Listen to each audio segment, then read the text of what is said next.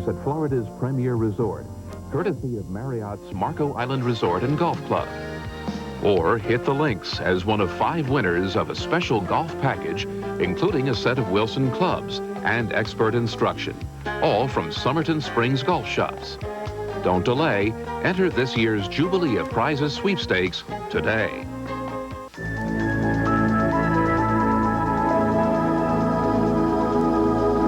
There's a new kind of energy around here, and it's coming from an energy company that's dedicated to protecting the environment. An energy company that's proud to join you in supporting TV12. There's a new energy company around here and a new name, Pico Energy, focusing our energies on you. Wishing you a happy Mother's Day. We're TV12, WHYY, serving the entire Delaware Valley. Major funding for this program has been provided by the National Endowment for the Humanities. Additional funding has been provided by the National Science Foundation, supporting education and research in science, mathematics, and technology. The Arthur Vining Davis Foundations. And the American Architectural Foundation.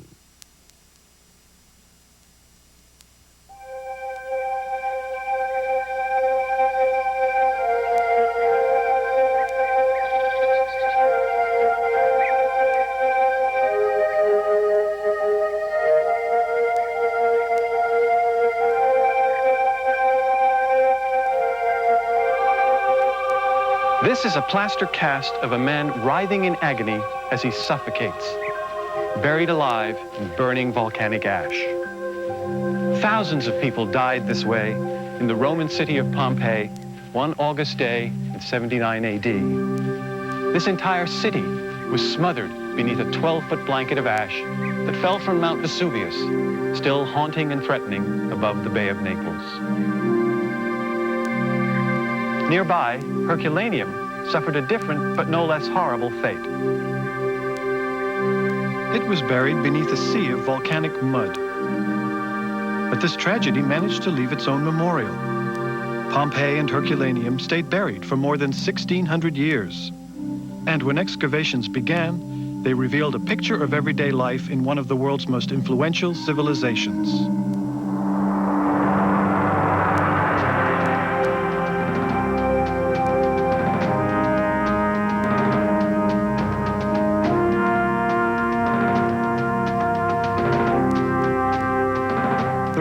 Of Roman cities can be found across 3 continents, visible proof of the impact of this ancient culture of city builders.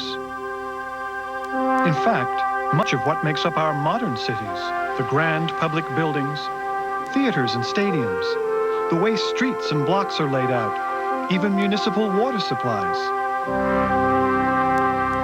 all have their roots in ancient Roman cities.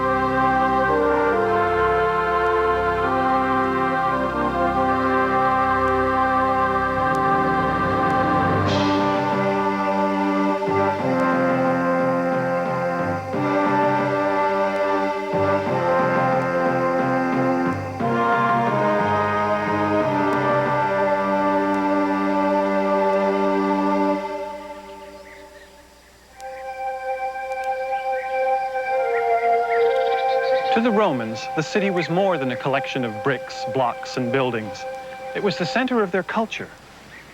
Legend has it that Rome was founded near where I'm standing by Romulus and Remus, 2 young princes cast out to die by their jealous uncle, but saved and nurtured by a wolf to fulfill their destiny. The guiding spirit of Romulus was never far from the hearts and minds of those who built Rome's cities, which eventually stretched from one end of the Western world to the other. By the time of Jesus, the Romans controlled much of Europe and the Mediterranean. Rome built its empire through alliances, treaties, and military conquests. And until the empire began to collapse around 400 AD, its provinces and territories contributed heavily to the wealth and status of the city of Rome.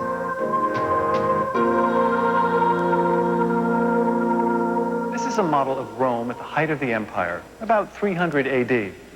It gives us a good idea of the size and complexity of this fabled city. And like most modern cities, ancient Rome was noisy, congested, and expensive. It boasted a population of over 1 million, far larger than any other city in the world. It was the place to live, a symbol that all Romans held culturally and spiritually dear.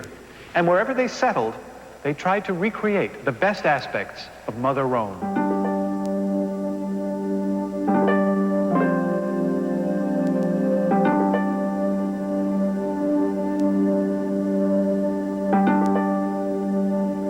Structures like these were built from Spain to the Dead Sea, from Britain to North Africa. And they were built to last. First in cut blocks of quarried stone, later in brick-faced concrete. Romans came not just to conquer, but to stay. And the cities they built would alter the character of the land and the world of its people forever.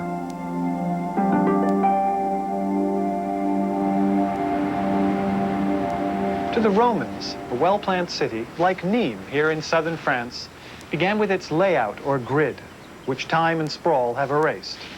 But this is what it would once have looked like. Virtually all Roman cities were laid out in this regular pattern of streets and blocks, with the major public buildings located in the center, or forum. Now, each city needed certain things: houses, markets, and shops, aqueducts or some system for bringing in fresh water, baths and playing fields for the body, temples for the soul, theaters and amphitheaters for entertainment. And a city also needed walls. Walls, like these at Pompeii, set the geographic limits of the city and offered defense against enemies. And just inside the walls, a sacred trench called the Pomerium defined the spiritual boundary of the city and assured the protection of the gods for all its inhabitants. To the Romans, the wall and the Pomerium were the dividing line between order and disorder, between culture and chaos. The gates in the walls lead to the main streets, which in turn open onto the Forum. The Forum was the focal point of commerce and local politics. As you can see, it's still pretty much the center of things. Along this side of the Forum of Pompeii was a large market called the Macellum. Next to it, another market just for the sale of cloth. Across the way, the large basilica, which housed the courts of law. There was a speaker's platform and the other main government buildings. Dominating the entire space was the temple of Jupiter, Juno, and Minerva, which symbolically and spiritually linked this city with Rome itself. If I were standing here 2,000 years ago, I would have been surrounded by a 2-story colonnade that provided shade for the throngs who came here daily. The Forum was the heart of the city, physically connecting it to the surrounding farmland, and in turn, linking the entire region with Rome.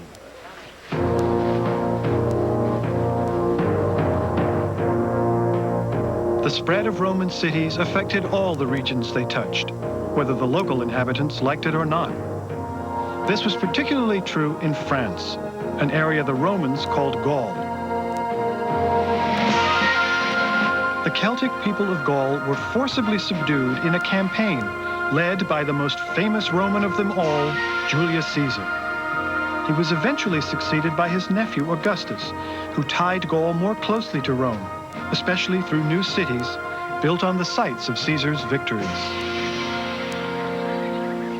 Our story begins in the year 27 BC. A generation has settled the dust of conflict, but not the bitter memories. And a town we're calling Verbonia is beginning its new life as a city of empire.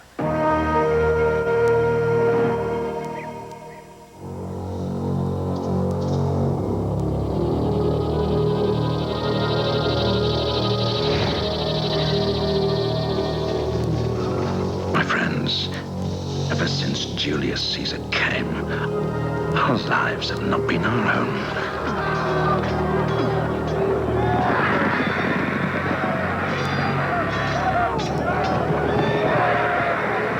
He burned our land, killed our sons and carried off our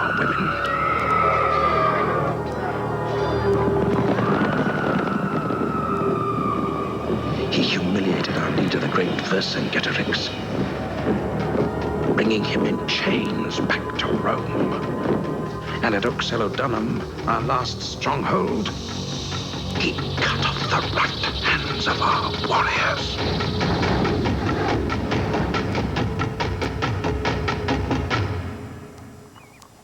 Here they come, Marcus Fabricius.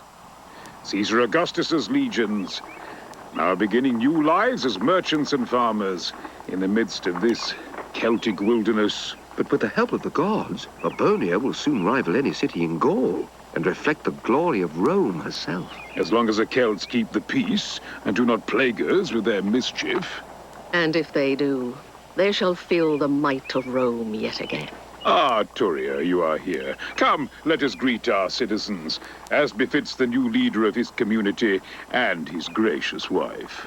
Gaius Valerius was one of Augustus Caesar's greatest generals.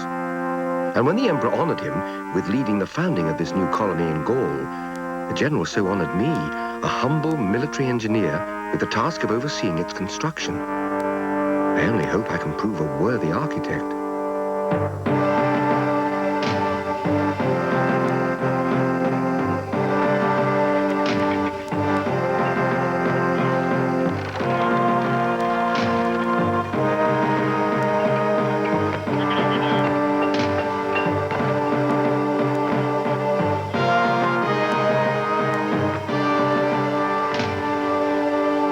Strong, Marcus Fabricius. It is our first line of defense if we are ever threatened. Though he's laid down his sword, Gaius Valerius still thinks with the common sense of a general. Careful, you fools. Careful. Careful. The esteemed Licinus is himself of this land. He had been Julius Caesar's slave, then Caesar freed him. Now, he's procurator of all Gaul, representative of Caesar Augustus himself, and a figure of universal respect. The insufferable low-born slug. I hope you have a better set of plans this time for me to bother coming out in this heat. I trust you will find these satisfactory. Marcus? My slave, Lorenz, was a gift from Gaius Valerius, demonstrating, I'm sure, his great esteem for me. As in every Roman town, Urbonia will have an orderly arrangement of streets and blocks that will lay out nicely along the river. Here we have the forum, the market, the bathhouse, and the basilica. And here's the one you specifically asked for, Procurator. A theater for the entertainment of the populace. And you make certain my statue is prominently displayed? Above the stage? Oh, yes, certainly. The sculptors are carving it now. Personally, I'm looking forward to the time when we can build an amphitheater for our gladiators and have some real drama. Well and good. But the city's first priority must be houses. I trust you are making your assignments with the proper people in mind. We have saved you a prime plot within the city, as well as a large estate in the hills beyond. I should hope so. I also trust you are now enlisting the aid and goodwill of my native people in your efforts to build the city. Yes. My engineer, Marcus Fabricius, is paying a call on the Celtic leader, Acobuviex, tomorrow.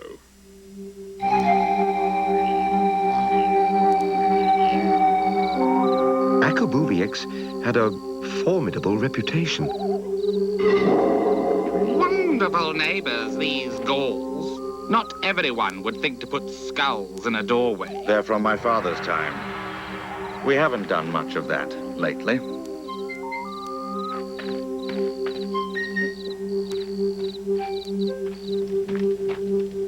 Now, what is it you wish of me and my people?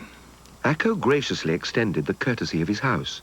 Before long, we were able to strike a bargain. He would provide a sufficient number of skilled craftsmen, and they in turn would receive a year's free use of the Verbonia docks.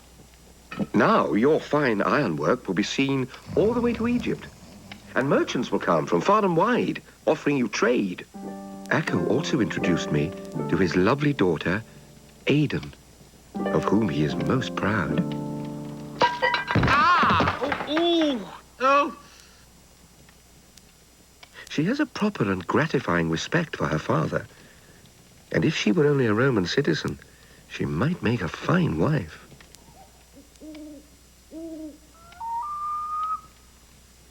Father, I think you like having the Romans here. I do not like having the Romans here. When I was your age, I fought the Romans. But that was the past. We have to look to the future, and like it or not, the future is with Rome. Not everyone agrees with you. You're not speaking of the Druids, are you? And if I am? You had better not be mixed up with the Druids. Did you hear me, Aidan Bouviax?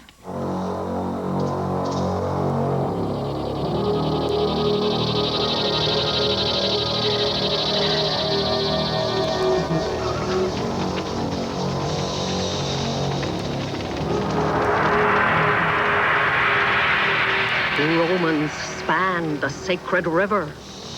Now they are destroying our way of life. All of our gods are angry. We must never forget what has been done to us. With Akko's help, construction of the town has progressed rapidly. The bridge is burning! The bridge is burning! Bring the horse around. Okay. What a terrible accident. Yes. Perhaps it was no accident at all. Perhaps you are mistaken. Let us hope so, for everyone's sake.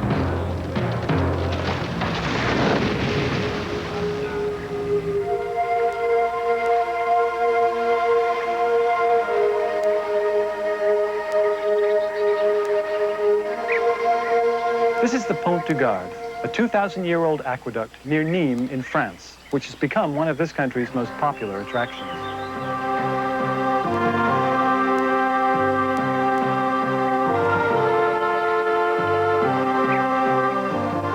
A critical priority for any city is a constant supply of fresh water. And the covered trough at the top of the Pont du Gard was once part of a 30-mile-long aqueduct that brought water to Nîmes from high up in the mountains. The key to aqueduct design is gravity.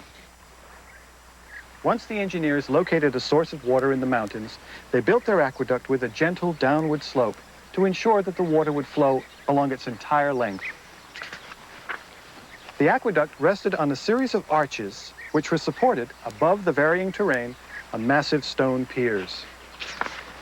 But when the aqueduct had to cross a river or a ravine and it became either impossible or impractical to build those stone piers, the engineers instead built larger arches.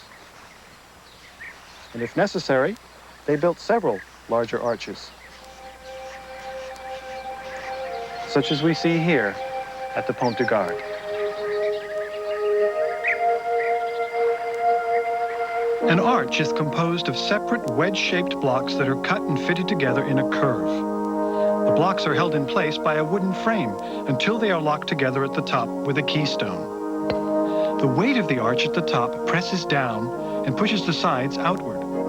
But when you support these sides, the outward forces are counteracted. Now the wooden centering can be removed because the entire structure is stable. And with this design, the Romans could span almost any terrain.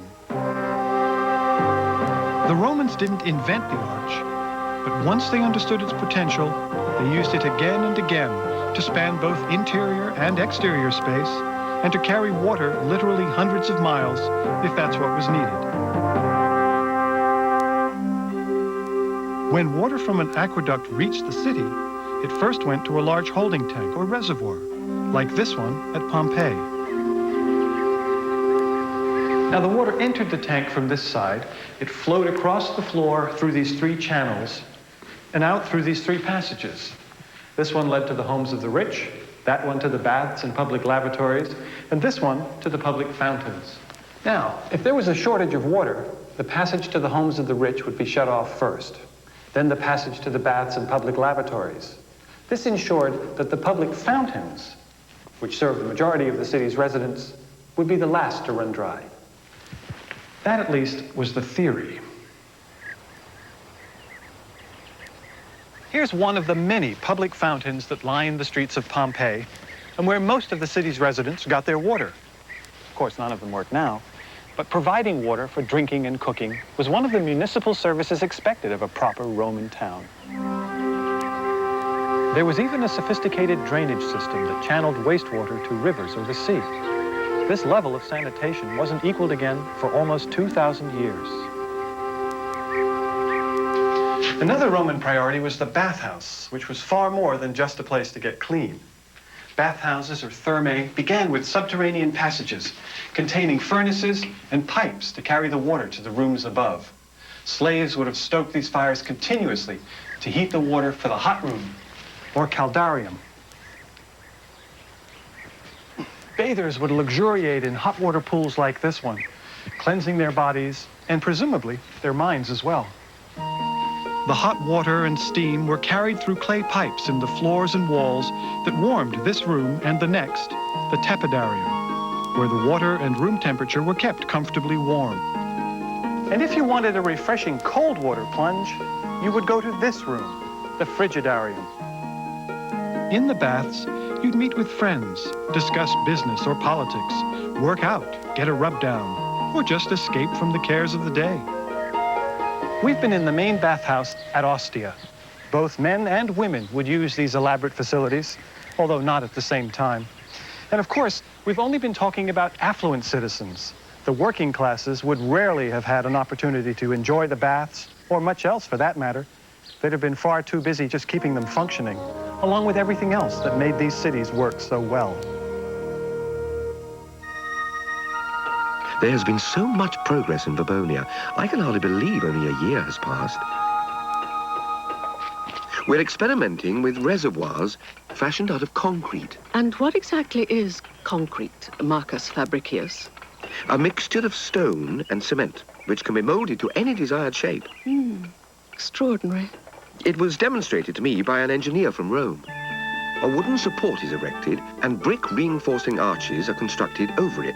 The entire structure is lined with flat bricks and wood forms and then covered with this concrete. When the concrete hardens, we will repeat the process over and over until the entire reservoir is complete. It can be molded to any shape, yet will retain the strength and solidity of stone at a fraction of the weight and cost. What will you Romans come up with next? Many people live in completed houses. And for the first time in my life, I have a house of my own with all its comforts. And this garden in the back lets in much sunshine and takes advantage of the cool breezes. One could get lumbago from these drafts. Lawrence, you are always complaining. Praise the household gods. He always provides me with ample to complain of. Someday, when I can afford it, I shall have a proper slave. With my new elevated status in life, I can partake in luxuries I could only dream of up till now. And Gaius Valerius has invited prominent Gauls to use the new bathhouse, donated by their exalted countryman Licinus. It certainly was generous of Licinus to build this bathhouse. Licinus is always generous with other people's money. What do you mean? He has taxed all the Gauls to ruin. But since this does not affect you Romans, perhaps you do not care. Well, Licinus must have a plan. Yes, to become rich. Make no mistake, I have seen his kind before. He would sell out his own people if it would... Acco Bouvex, my humble master, Licinus, requests the honour of your presence in Marseille 2 days hence, at the 3rd hour after dawn, together with General Gaius Valerius. See? There you are. When the fox invites the rabbit to dine, the rabbit should first know the menu. And therefore, I shall require 2 months' additional taxes from everyone. Have we not already paid through the year? That is an interesting point. As the month called December means the 10th, we will add 2 more following it to fill out the year. Of course, in the spirit of harmony, Roman citizens will contribute as well. That is preposterous. It is not preposterous if I say it is not. Surely you cannot mean... Surely I can mean as I wish. Do not forget yourself, gentlemen. I am Licinus, procurator of Gaul, the representative of Imperator Caesar Augustus himself.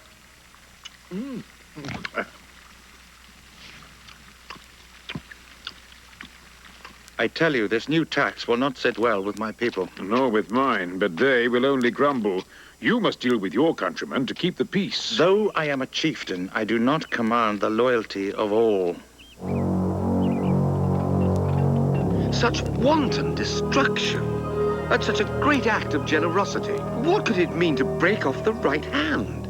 Who would do such a thing? Perhaps they who have had it done to them. But now we all have peace and opportunity under Rome. Not all the Celts feel that way. Aidan. The Druids certainly do not. The Druids, they hide in the woods and pray to trees. They're all living in the past. Look, I'll see you tonight. Second hour after sunset. Yes. And if perhaps your daughter is not otherwise engaged... My daughter will be pleased to accept your generous invitation. What? Set one more place for dinner. Oh, of course. Why not? Let's have 20 more. No, 30. What's Caesar's army doing? I'm sure there's a garrison that hasn't eaten.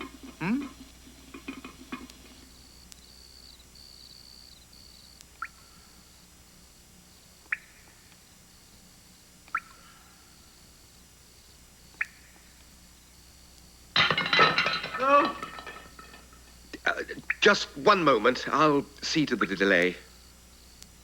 Believe me, Master, I want this to work even more than you do. What are you talking about? To impress the young lady into marrying you, heaven help her.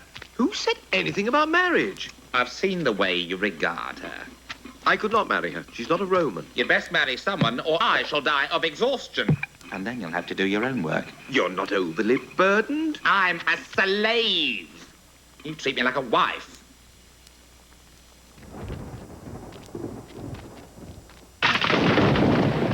Oh, of course. Why not? Rain.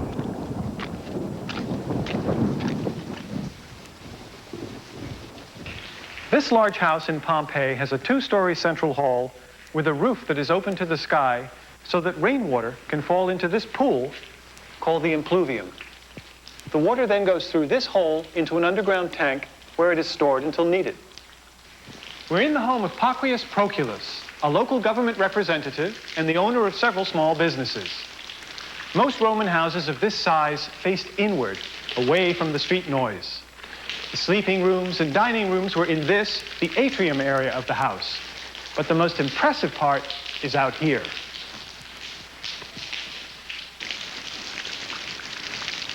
Much of Roman life was lived out of doors. The gardens of Pompeii are among the most famous in the world, and every wealthy home had one, surrounded by a covered walkway called a peristyle. On warm days, the master and his family would sit underneath the broad overhanging roof while the gardens soaked up the rain and flourished in the sun.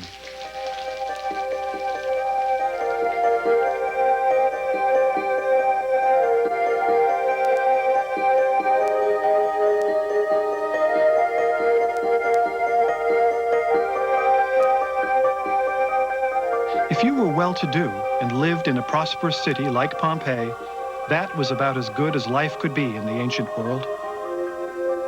In fact, you could even use your house as an extra source of income.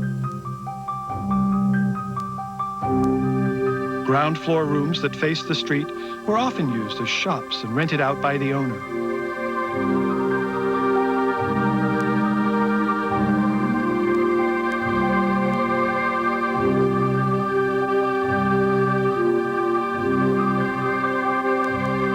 In several of the houses, we see wine and olive presses, indicating lucrative cottage industries run right from these elegant homes.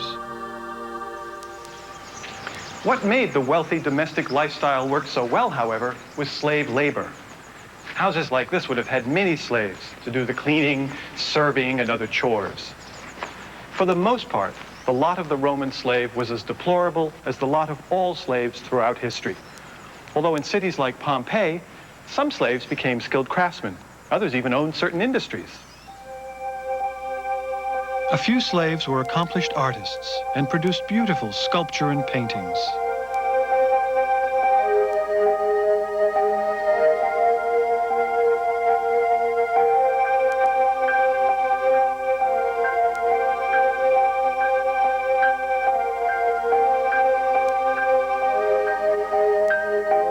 This impressive residence was once owned by the Vettius brothers, who we think had once been slaves.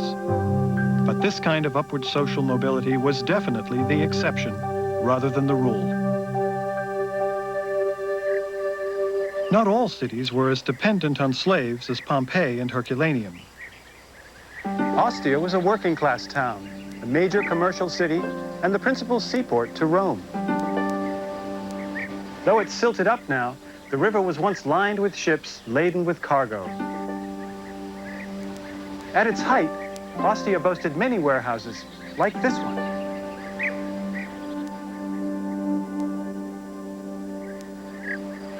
It also had scores of shipping companies and a population that reached 100,000 people.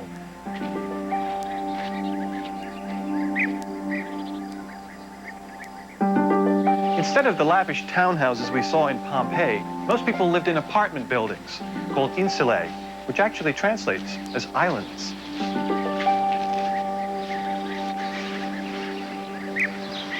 Tenants who lived on the upper floors got to their apartments by climbing these stairs. Insulae were made of brick-faced concrete and could hold a dozen or more families. No need for a health club if you lived here. We've clearly left the extravagant lifestyle behind. But these practical, well-built, and essentially fire-resistant buildings would have been affordable, and by the standards of the day, decent places to live.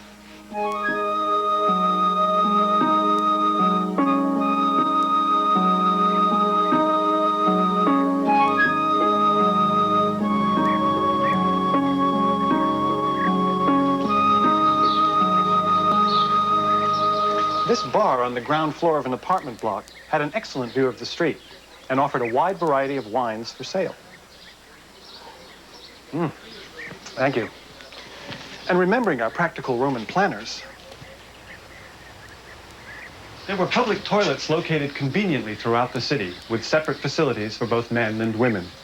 And on that matter, at least, there must have been some equality between the sexes because archaeologists haven't been able to tell which room was which. I hope I'm in the right one.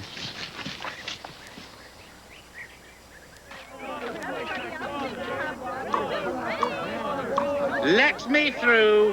One side, please. So much for your vaunted water system. What are you talking about? There isn't any. Water from the mountains running to every house. I knew that idea wouldn't work for long. You say Licinus cut off the water to all private houses? But why? With the lack of rain, unless there are conservation measures, soon there will be a shortage. So those who require it may now purchase their water from the central reservoir. My servant will collect the money. This is tyranny. He is bleeding us dry. Well, Marcus, what do you say of your friend Licinus now? Licinus is indeed a snake. Gaius, you must tell Caesar Augustus. You supported him in the civil wars, and he is known to be loyal to those loyal to him. I will write to Rome this very night. Augustus receives many letters. You must go to Rome. And take with you a citizen to bear witness, so it will be clear this is no personal argument. Someone honest and without guile. I know just the one. It's a tremendous honor that Gaius Valerius has asked me to accompany him to Rome, but I cannot imagine being in the presence of the great emperor himself. Though a citizen of the empire, I have never been to Mother Rome herself. And nothing could have prepared me for the spectacle. We attended a chariot race at the Circus Maximus.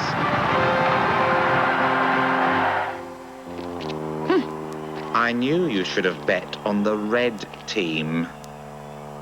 I have been to gladiatorial matches before, but none as thrilling as the one in Rome.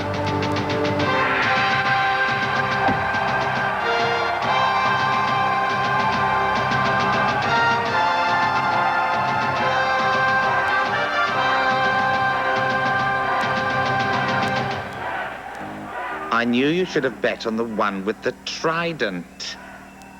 The next day, we journeyed to the residence of Augustus atop the Palatine Hill. I was surprised by the modest scale of the Emperor's house.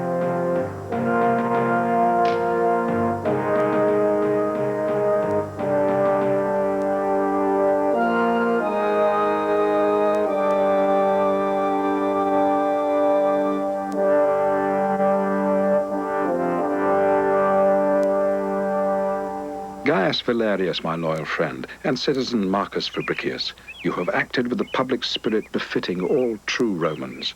Go with our thanks, and next month, during our tour of inspection in Gaul, you shall have our decision. It was the best possible news. The Emperor would address our problem when he came to Gaul. I know we will have a satisfactory outcome. Your faith is reassuring, Master. Stories came back to us that Caesar Augustus met with Licinus in Marseille. And what have you to say to these charges, Licinus? There are rumors that monies collected in my name have not reached my treasury. I have gathered this money purposely, great Caesar, to construct a temple on Vabonia's Forum dedicated in your honor.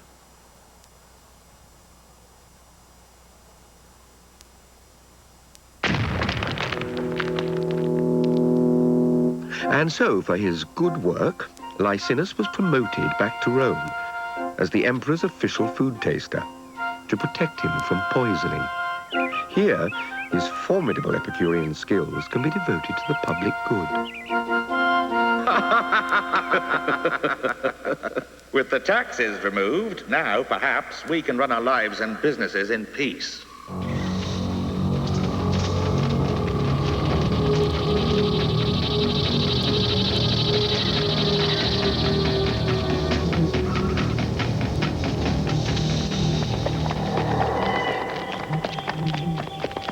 I hope my wife will like the linen I brought from Rome.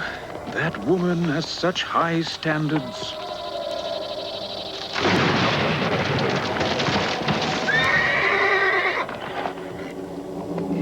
Rain and lightning from a cloudless sky. Look there. Blackbirds circling in the wrong direction. I don't like these portents. Let us get back to the villa. These woods are not safe at night.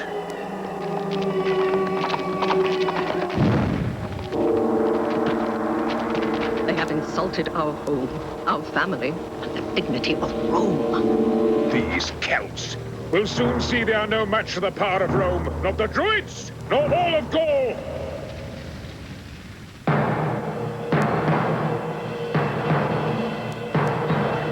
Gaius Valerius was as good as his word. His measures were swift and harsh, not only against Druids, but against all the Gauls.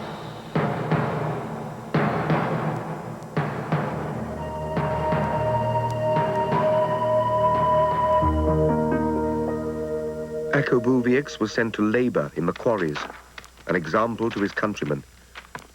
Now I see no hope of bringing our peoples back together.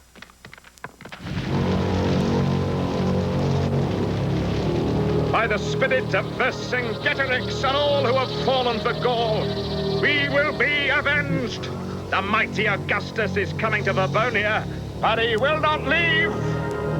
We will be avenged. We will be avenged! This is the Plaza of the Corporations in Ostia, a long four-sided promenade built by the local shipping businesses for the pleasure and comfort of the citizenry. Those businesses imported wheat from Egypt, oil and wine from Spain, fish sauce from Portugal, iron ore from the mines of Gaul, and even wild animals from Africa. And in the mosaics which cover the pavement, we can see their corporate logos.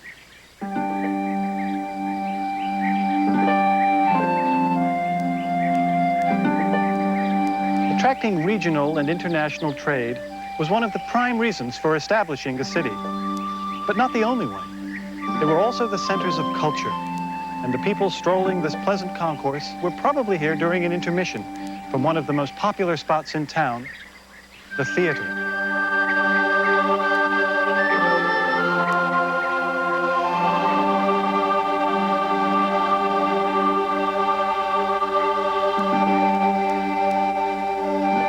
loved spectator events, but only cities were large enough to build, support, and fill theaters.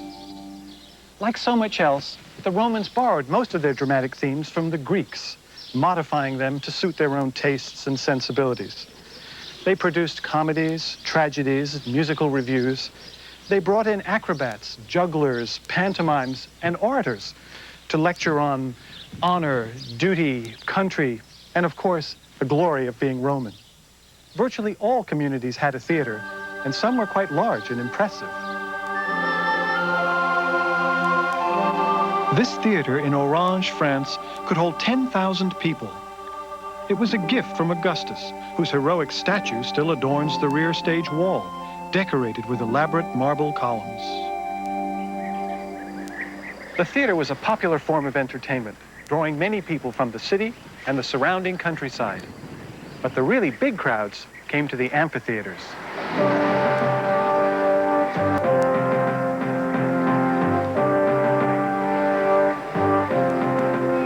This huge amphitheater is in Nîmes, not far from Orange. It could easily hold the 24,000 spectators who came here to watch the games. When you first entered the amphitheater, you started in this covered passageway, which rings the entire arena. You get to your seats through these barrel-vaulted tunnels. Some go up to the cheap seats, others go down to the box seats, closer to the action. Like a modern stadium, this is the area where you'd find the snack bars and public toilets. This barrel vault above me does two things. First of all, it creates a covered passageway, but second, it acts as an extended arch to support the tremendous weight above. An amphitheater is actually a circle of barrel vaults that narrow as they lead to the arena. These are connected to rings of passageways that allow movement around the entire structure. The system was so efficient that the whole place could be emptied in 15 minutes. Stone seats rested on top of these vaults, and along the back wall was a series of masts which were rigged to hold a massive canopy called a velarium. We can still see the mast holes for the velarium. It was so large that companies of sailors were kept on duty just to hoist it into position. The velarium provided shade for the patrons from the hot Mediterranean sun so they could better enjoy the spectacle. Brilliant architecture and engineering, all in the service of some of the most depraved notions of entertainment the world has ever known.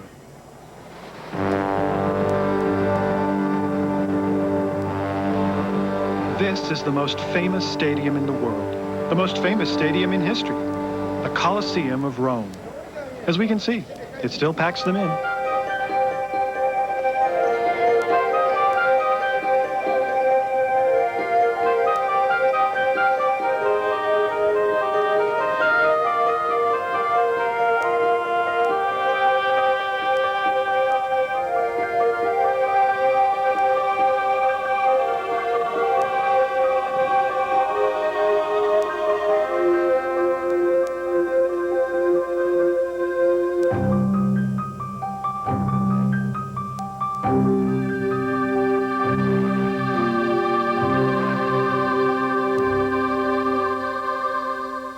I'm in the basement area below the floor of the arena, where people and animals were kept in elaborate staging areas. Using hoists and elevators, they were raised up through trapdoors, appearing as if by magic, much to the delight of all.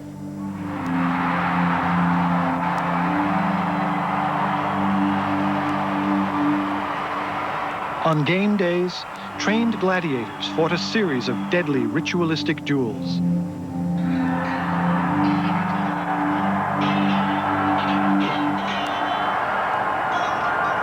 Condemned prisoners were executed in a variety of ingenious ways.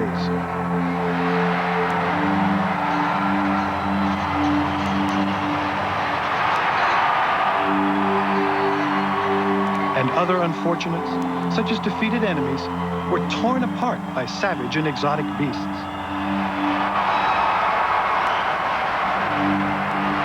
By nightfall, hundreds of people and animals lay dead.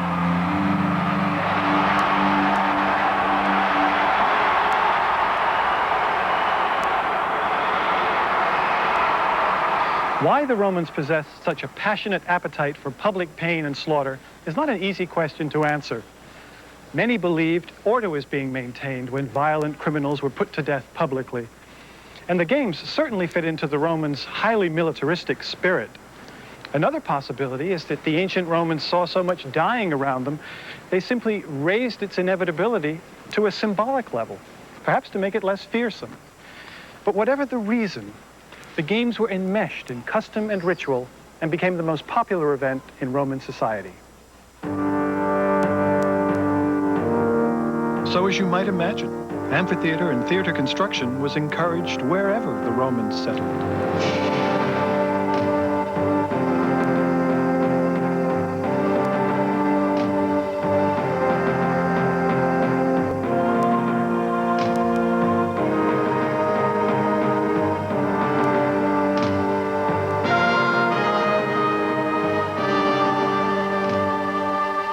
From all reports, the progress of Augustus through Gaul has been most triumphant.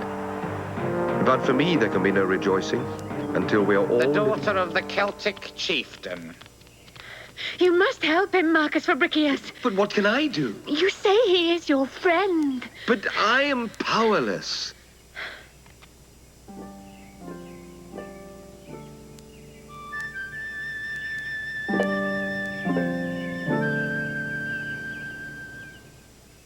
What? You want to see Caesar? Tell him it's Marcus Fabricius, that he received me in Rome. So, you wish me to pardon this Celt Acco If you please, great Caesar. Acco has committed no crime, and I know this gesture on your part would do more than all of Gaius Valerius's harsh measures.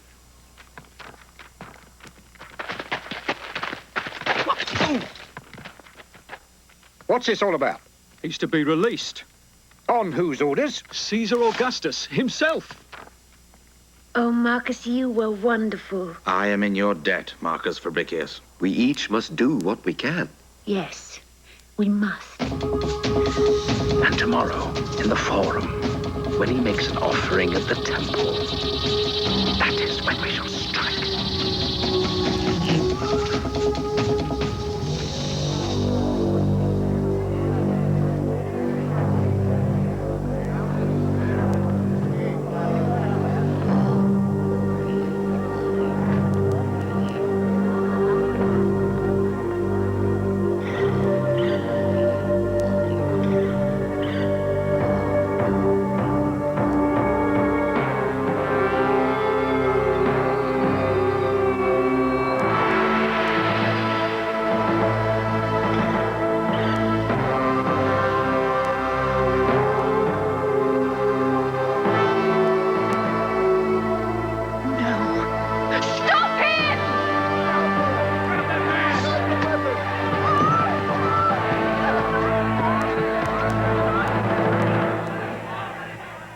And in recognition of the loyalty and bravery of your daughter, I bestow upon you and your family the full citizenship of Rome.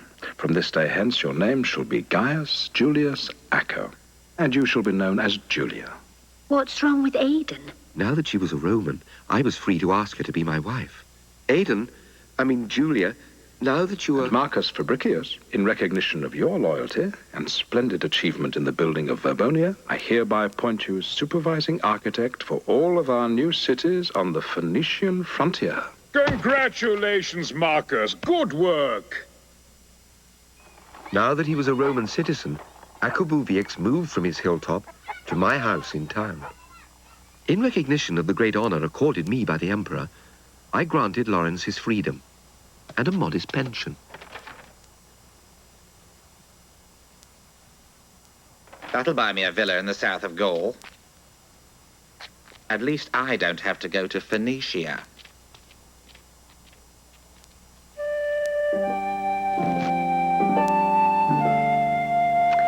Oh, Marcus, I wish... And so do I.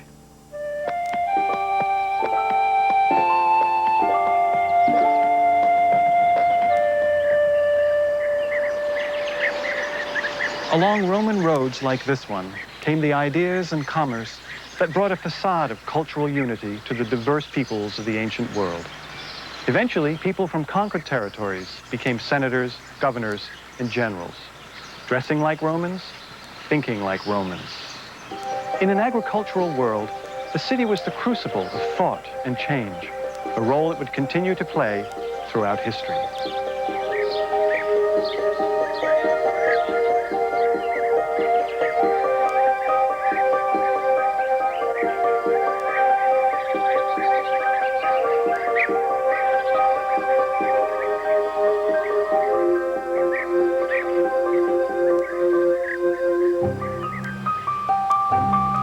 At public temples and in the quiet of their homes, average Romans prayed to the gods to protect their cities.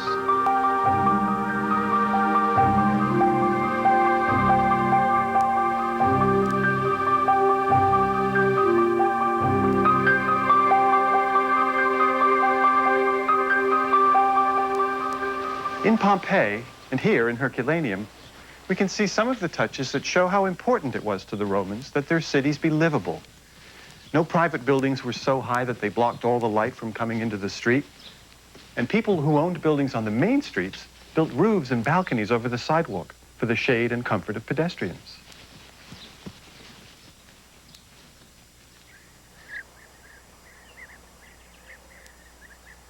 And notice the elevated sidewalks here at Pompeii. They prevented people from being run over by carts and horses. And these stones not only allowed them to cross the street without stepping into anything, they also served as the world's first speed bumps, since carts would have to slow down to get past them. And look at these grooves made by the carts that travel down these roads over the years. But perhaps the most interesting Roman idea about cities was the stated desire to keep them small.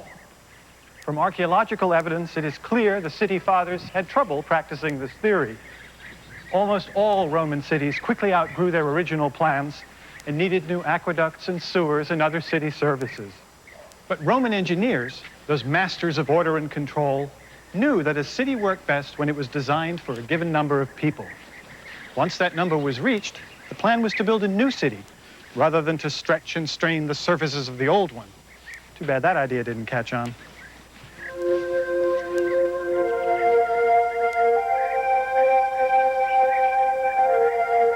The Romans possessed a total vision of life.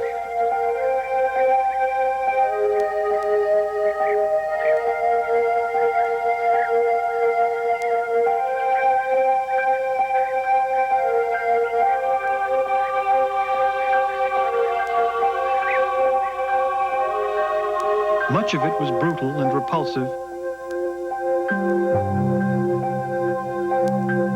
but part of it was brilliantly progressive.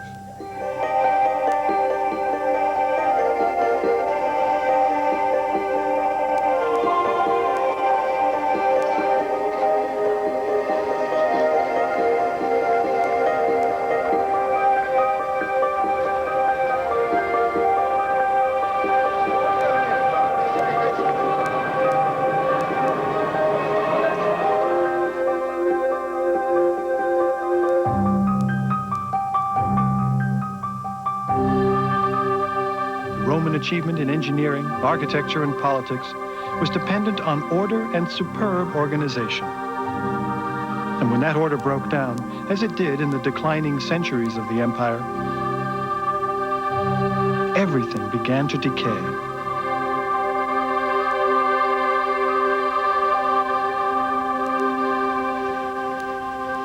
But at its height, nothing in the Western world came close to Roman technology and city planning.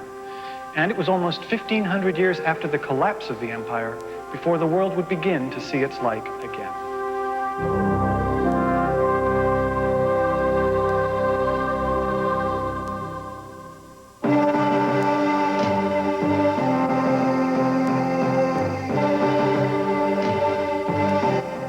Stay tuned for a preview of tomorrow night's program from David Macaulay, and stay tuned for Middlemarch on Masterpiece Theater next.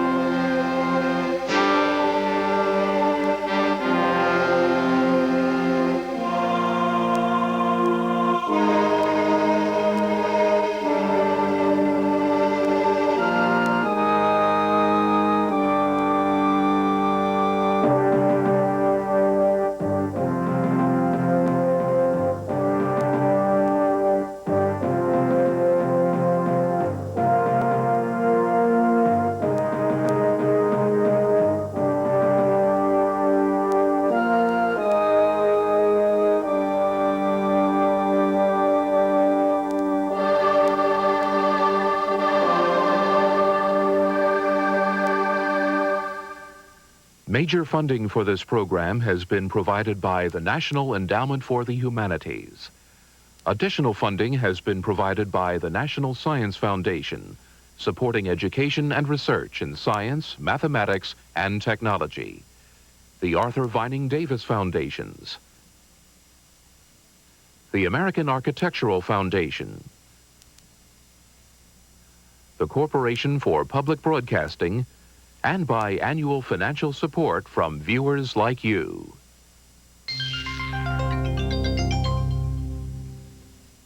To order a video cassette copy of this program, call PBS Video at 1-800-328-PBS-1 or write to the address on the screen. The number again, 1-800-328-PBS-1.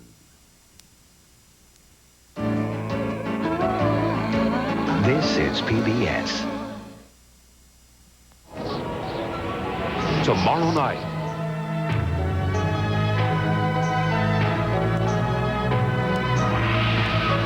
Many people believe that this is the Pharaoh Moses confronted in the biblical book of Exodus.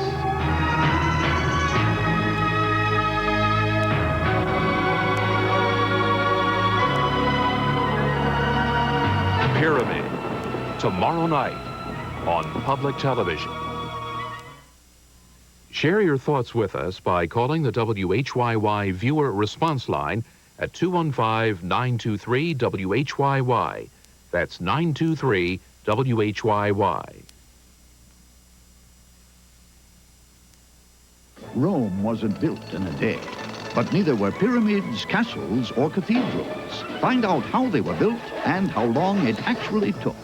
Author David Macaulay explores the techniques and the intrigues that created these architectural marvels. Saturday night at 8 on TV 12.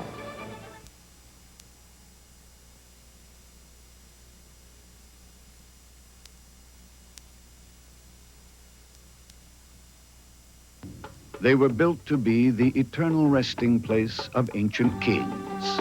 But today, these great Egyptian monuments are crumbling into dust. We're not very careful. Most of ancient Egypt. Join author and archaeologist John Romer as he explores the tombs in search of what's destroying them. Take an enlightening journey through the Valley of the Kings. Monday night at 9.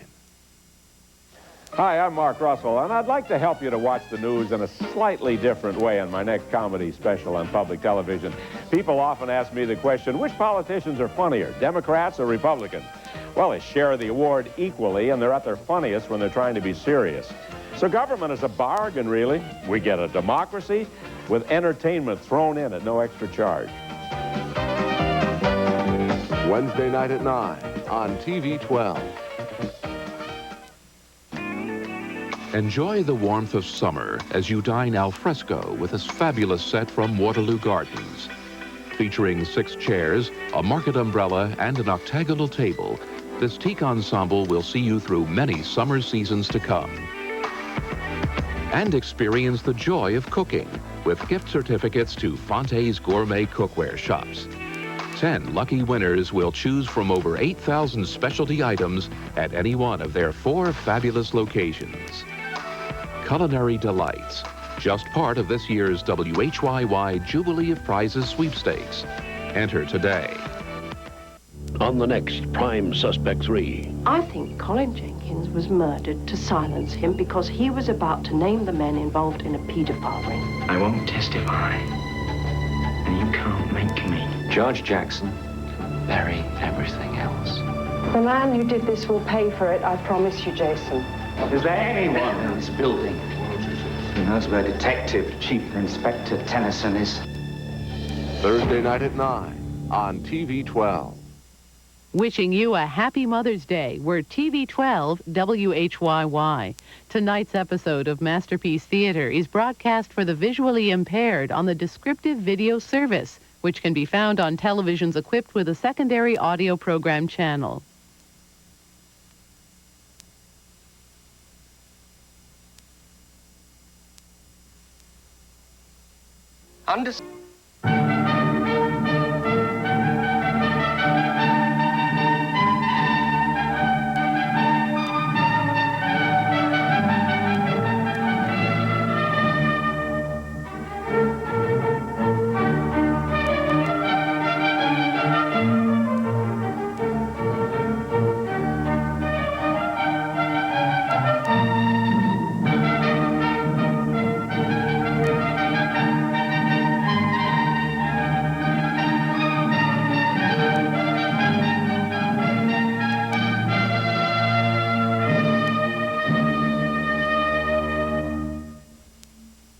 Masterpiece Theatre is made possible by a grant from Mobil Corporation, which invites you to join with them in supporting your local public television station.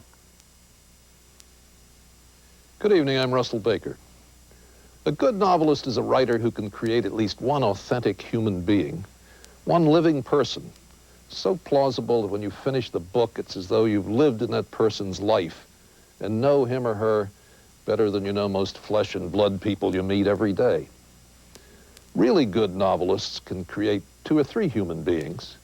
The great ones, like Tolstoy, can create them by the dozen. And in Middlemarch, George Eliot created as rich a human variety as Tolstoy ever managed. Notice how involved we get with Middlemarch's people, what emotional reactions we have to them. We become impatient with Dorothea's foolishness, but also like her for it, because in Dorothea, foolishness is redeemed by a rare sweetness of character that leads her into it. We know Lydgate's marriage to Rosamond and Dorothea's marriage to Casaubon are terrible mistakes. And we care so much about both of them that we'd like to tap them on the shoulder and call them off the pages of the book and give them a friendly warning. In Middlemarch, Eliot lavishes life even on her minor characters. Mr. Featherstone's mean-spirited pleasure in tormenting his greedy relatives is so palpable, and the relatives so eager to see him die that you can't help enjoying the sadism of it. Then there's that pious hypocrite, Mr. Bulstrode, the banker, Middlemarch's great financial power and leading churchman. Last time, we saw the ominous Raffles come out of Bulstrode's apparently squalid past. Raffles has terrible secrets about Bulstrode to tell all Middlemarch unless Bulstrode pays him blackmail. We're going to see more of Raffles tonight. First, however, that hopelessly insensitive ne'er-do-well Fred Vincy is about to ask a favor of precisely the wrong man. Middlemarch, Episode 5. Mutual Life Insurance Company is pleased to help bring you this program on TV 12. Penn Mutual has been providing insurance and financial products for more than 140 years. Penn Mutual, committed to excellence, committed to TV 12. Major funding for this program has been provided by the National Endowment for the Humanities. Additional funding has been provided by the Arthur Vining Davis Foundations, the American Architectural Foundation, the National Concrete Masonry Association, the Corporation for Public Broadcasting, and by annual financial support from viewers like you.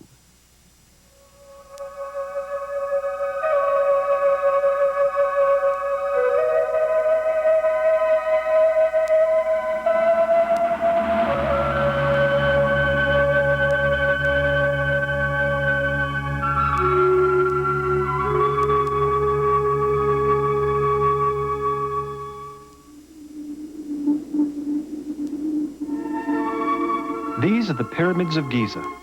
Of the 7 wonders of the ancient world, these are the only structures that still remain.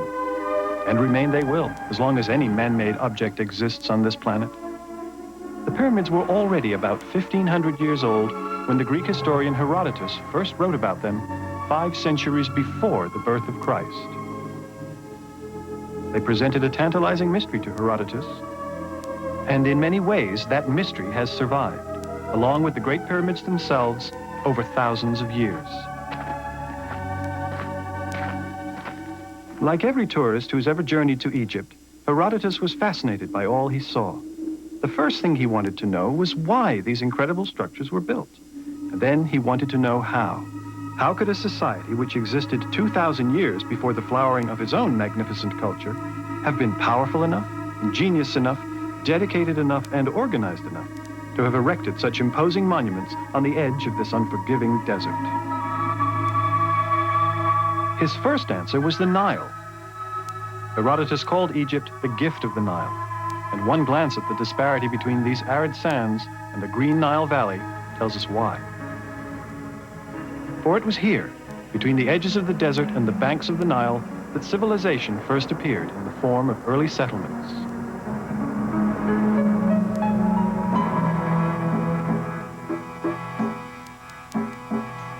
These early settlers caught fish, domesticated animals, fashioned metal, shaped bricks out of the river's mud, and learned to make paper from a river plant called papyrus. They also grew grain, thousands of acres of it, in a land where there was no appreciable rainfall. They were able to do all of this because of the Nile. Until the construction of the Aswan High Dam in the mid-1960s, the Nile would unfailingly overflow its banks once a year. This annual flood, called the inundation, irrigated fields, filled canals and reservoirs, and deposited a rich layer of black silt over vast tracts of farmland, which would otherwise have been nothing but desert. As the flood waters receded, farmers quickly moved into action, surveying boundaries, clearing fields, and planting seeds in the freshly nourished soil. Such communal efforts also nourished these early settlements. And by around 3000 BC, there were established communities along the 600-mile length of the Nile. The valley and its surrounding territory had also become organized into two independent and often antagonistic nations, called simply Upper and Lower Egypt. This is a slate palette portraying a king named Narmer, who we believe to be the ruler who unified Upper and Lower Egypt, and thereby started the civilization on its path to greatness. It's kept here in the famous Egyptian Museum in Cairo. Though we know very little about Narmer or how he brought the two regions together, we can identify each of them by looking at the crowns worn by the king. On one side, Narmer is wearing the crown of Upper Egypt, shaped something like a bowling pin. On the other side, he's wearing the crown of Lower Egypt, shaped something like a chair. From then on, the crowns were combined to symbolize the unification. After Narmer, there were approximately 30 dynasties, spanning about 3,000 years of ancient Egyptian civilization. Historians group these dynasties into three major periods: the Old, the Middle, and the New Kingdoms.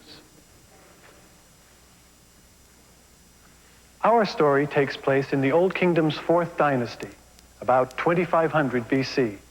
It is the story of Khufu, one of Egypt's most illustrious kings and the builder of the Great Pyramid. It was during the Old Kingdom that Egypt was becoming the major civilization of the world.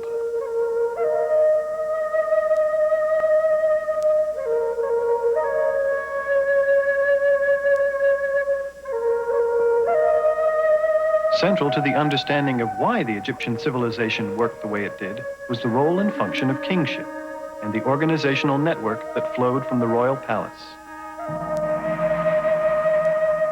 Although the king was all-powerful, he was supposed to be led by a guiding concept known as Mat. Mat was the ideal of a universe in perfect harmony, as it was said to have been in the time of the gods. This perfect order also had to do with right and wrong, and how the society as a whole functioned. Mat was often represented as a goddess who wore a single feather in her headdress, symbolizing the delicate balance between stability and chaos, both in the universe and within the human condition. The king stood at the apex of a pyramid society, a few people at the top, supported by a huge base of peasants and laborers. This was an aristocratic culture, ruled by a privileged class which drew power from its relationship to the king. And this king was not merely a privileged mortal. He was also considered to be a god who drew his power from the very essence of creation. The world began as a watery chaos, which was called Nun. And it was from this chaos that the sun god Re emerged onto a mound. And the great mound from which Re created the universe and all its living things became a shape of great creative power, sacred to all the world. But unlike other mountains upon this earth, the only being who can ascend to its pinnacle is the god himself, the living son of Re, king of Upper and Lower Egypt.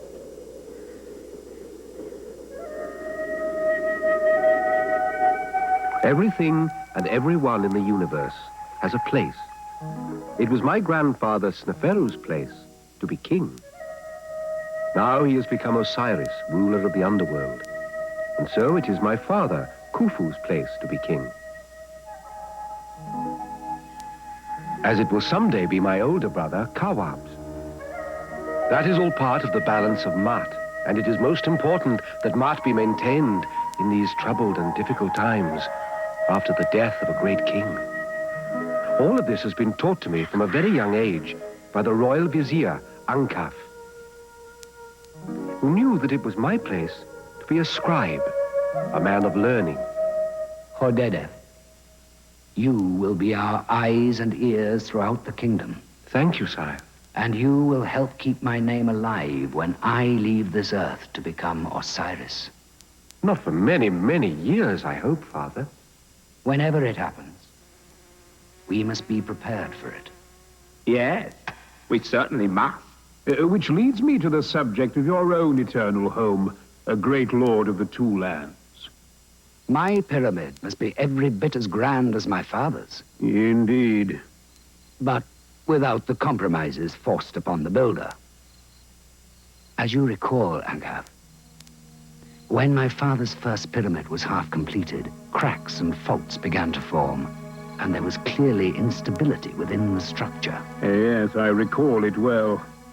So at that point, the architect decreased the angle of ascent to 43 degrees. Leaving a structure which appears to hesitate on its rise toward the sun. My father is not a man for hesitation. But as your majesty sees, in your father's second pyramid, the one to the north, the same slope is maintained throughout the height, rendering a perfect structure. Not quite. You will build me a pyramid as daring as his first began, yet as massive as his second. In short, the greatest pyramid of all, so that no one who sees it can doubt the power and the glory of the King of Egypt, from now until the end of time.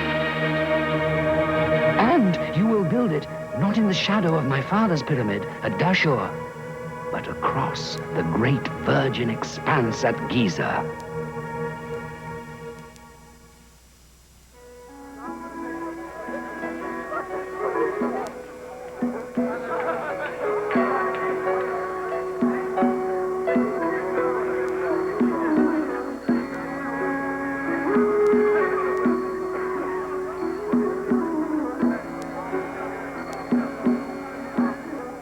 It wasn't long before Ankaf returned to the royal court at Memphis with his plans.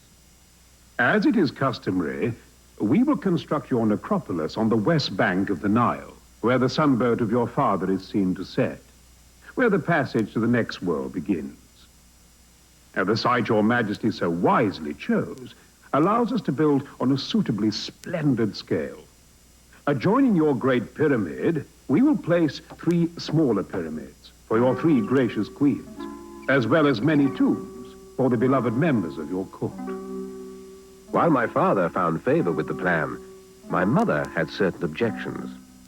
Since I am the main queen, it would seem only fitting that my pyramid be larger than the other 2. You see, my queen... It was my father's 3rd queen, Enutzen, who provided the logical explanation. My dear, think of what you are saying. If your pyramid were to be built larger than those of the other queens, it would detract from the main pyramid of our Lord and Divine King. Quite so, noble queen.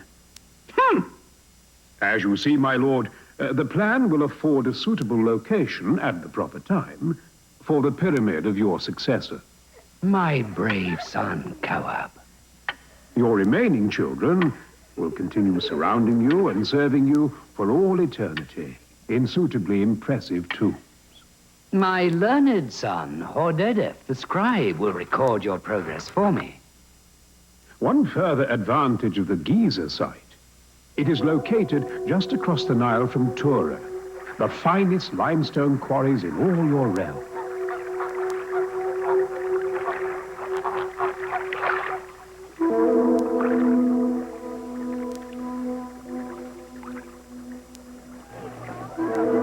When the river is in flood stage, it will be a relatively simple process to ferry the blocks across from Tura. And we will have our main quarry close by to provide the thousands of blocks we will need for the inner core. The site itself is now being cleared and leveled. And so that the pyramid may serve our king as his pathway to the imperishable stars, it must be laid out in precise relation to the four corners of the earth. Once completed, we will be ready to begin. Now we are ready to begin. This way. It's all here, just as we suspected. Quickly now, gather everything together. They won't hold the door for us all night. Minak? Yes? Thank the gods it's you. As always, your help is appreciated. The plan you drew was completely accurate. It should be. I helped supervise the construction of this tomb myself. And as always, your contribution is well rewarded. Good. Now go. If anyone finds out about this, the king himself will have me torn limb from limb. As you see, Hordedef, the two rooms are already being chiseled out of the solid rock below ground level. These will serve as the tomb chamber and storage room, and will be entered through a gradually descending shaft. Two granite portcullises will be lowered to seal the entrance to your tomb chamber after burial. Once the tomb itself is complete, we can begin the first course of stones. At which point, my father's pyramid begins its transformation from dream to reality.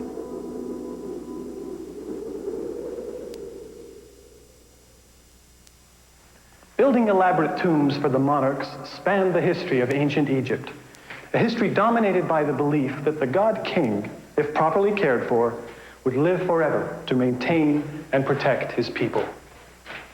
We're in the impressive tomb of Seti I, who ruled this land 1,200 years after the events in our story.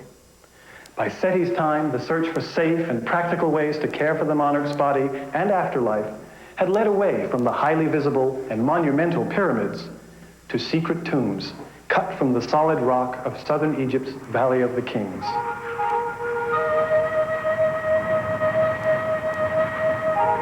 Though the tombs in the valley were built many centuries after Khufu's time, the ideas about life and death are more clearly represented in these later paintings and drawings.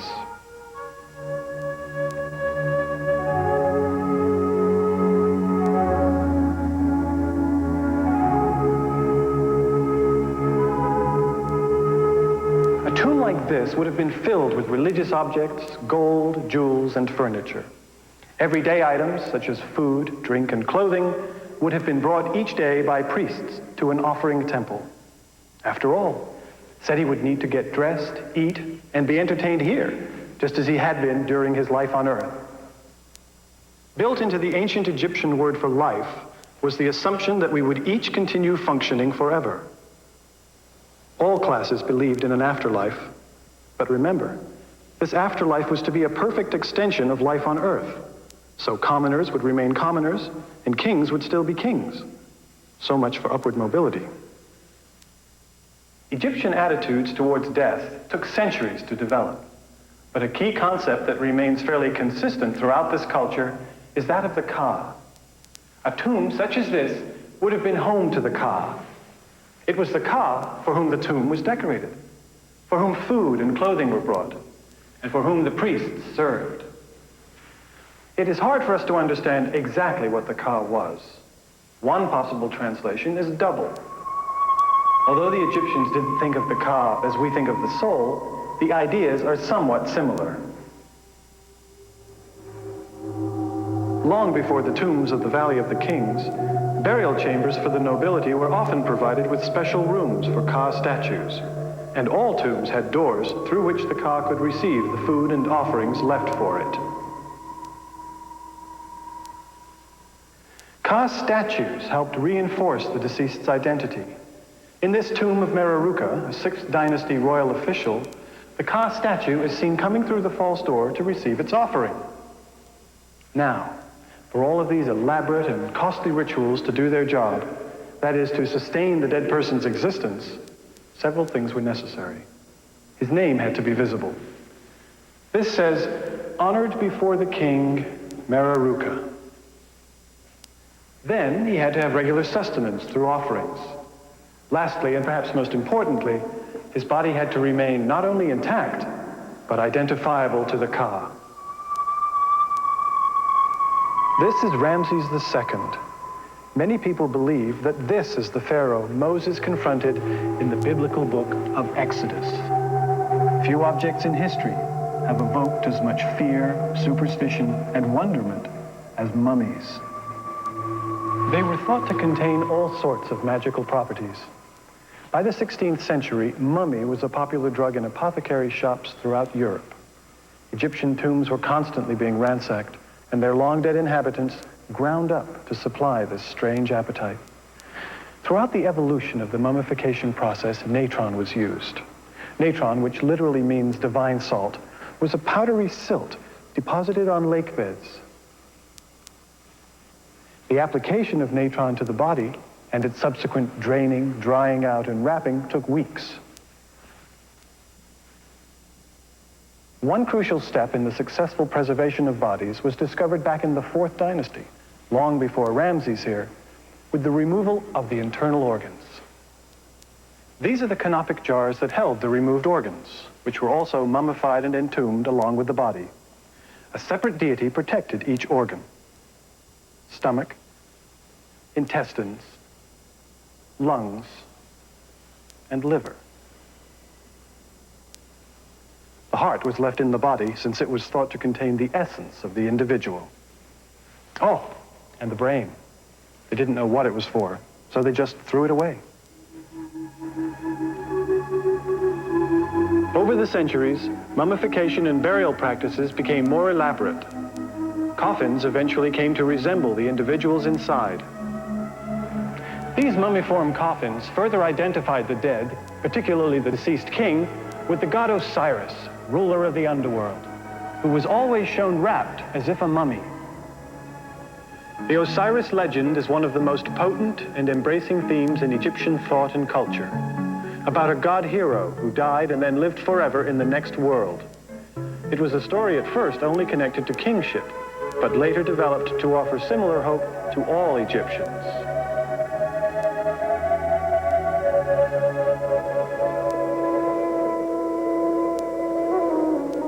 You see, Khafra, it is the god Osiris who causes the waters of the Nile to rise every year in their season. As a son of the king, I have many brothers and sisters, but of all of them, the one closest to my heart is my young brother Khafra, who shares my sense of wonder of the world. Please tell me the story of Osiris again. Osiris was king on Earth long ago. He married Isis, and their good works were widely known. His brother Seth, whose rages were like a wounded hippopotamus, became jealous and plotted against him. He killed Osiris and rent his body into many pieces. Then he threw them into the river, where the current carried them swiftly away. Oh, the wailing of Isis, who would not forsake her dead husband. But the love of Isis could not be broken. With the help of the jackal-headed Anubis, she found the pieces of Osiris, and through her own powerful magic, put him back together.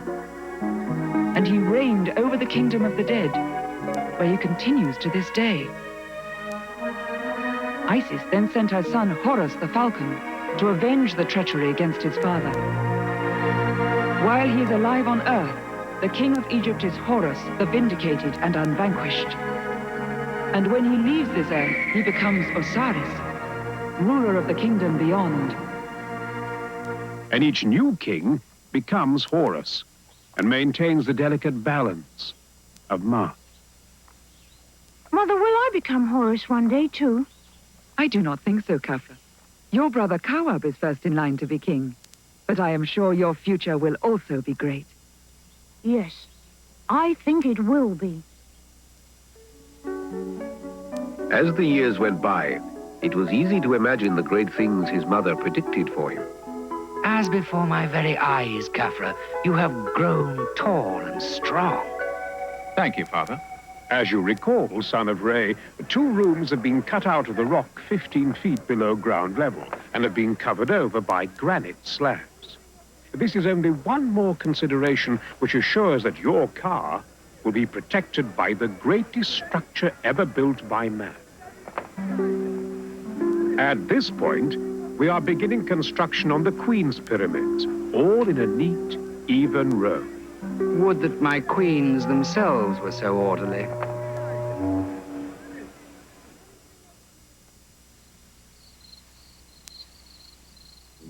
Our best take yet. 3 nights running, we have not exhausted the treasure. I told you we were moving up in the world. Ninak? It was everything you said.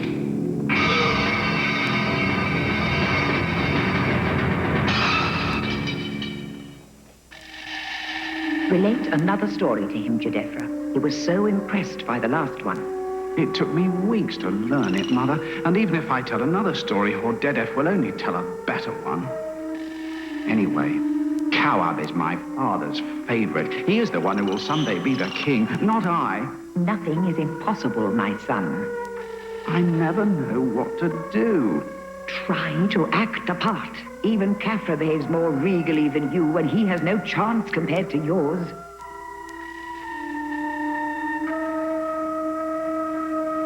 Great Khufu, master of the 2 lands. My father's tomb?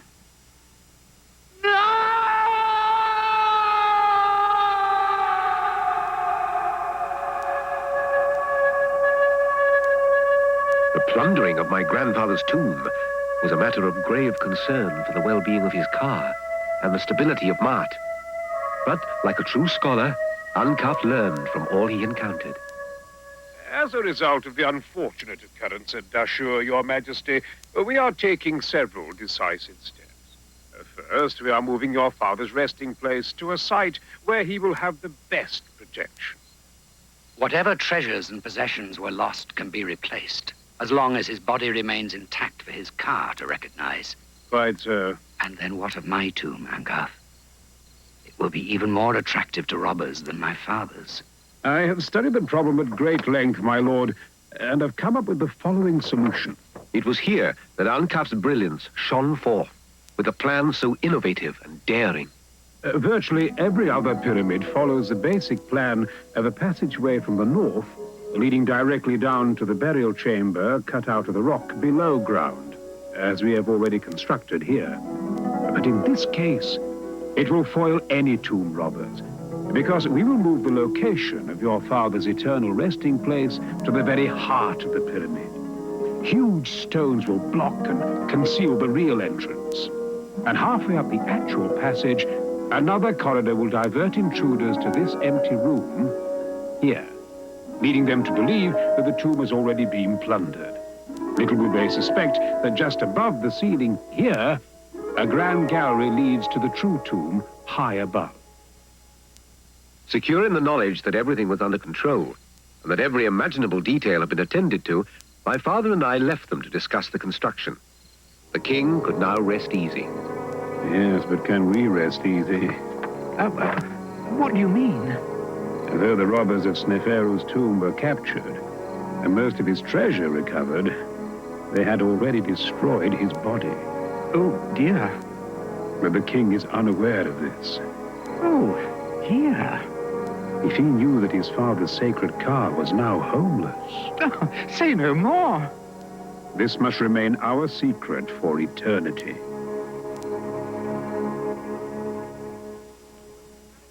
To build such difficult, expensive, and obviously monumental structures solely for the dead may seem a misplaced priority on a modern scale of values.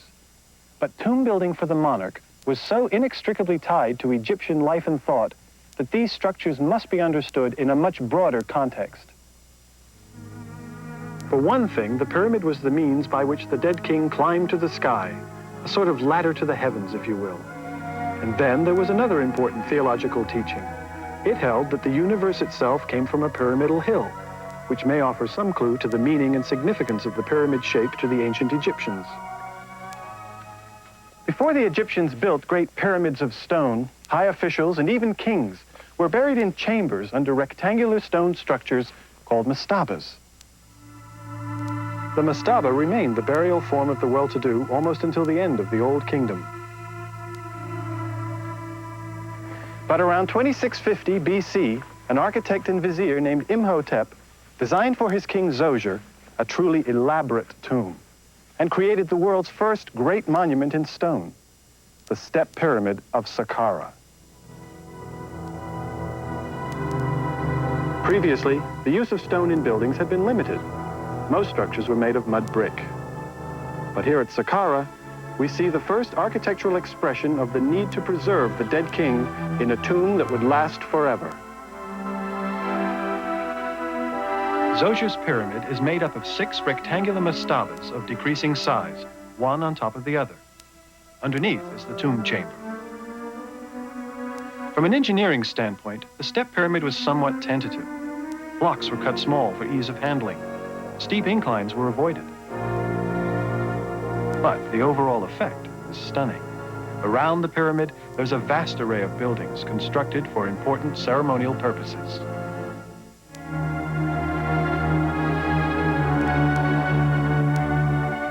And the entire complex was surrounded by a massive wall, nearly half a mile long and 33 feet high. Zoser's immediate successors opted for step pyramids of their own, but none were ever completed. This is Meidum, and the pyramid behind me was thought for many years to have belonged to Huni, the grandfather of Khufu. Recent scholarship now points to the possibility that it is yet another pyramid belonging to Sneferu, Huni's son and the father of Khufu. He was a busy guy. Meidum was begun as a 7-stepped pyramid and later enlarged to 8. After the king's death, the steps were filled in and the whole thing covered from top to bottom with smooth casing stones. The result was the first true pyramid. Beside its slope, Meidum also contained all the elements found in later pyramid complexes. A valley temple, now buried where the dead king was embalmed, was connected by this causeway to another temple adjacent to the pyramid where important pre-burial ceremonies took place. After burial, this is where daily offerings were brought and elaborate rituals performed. There was also a space about 10 yards deep between the temple and the pyramid in which 2 stelae dedicated to the king were displayed.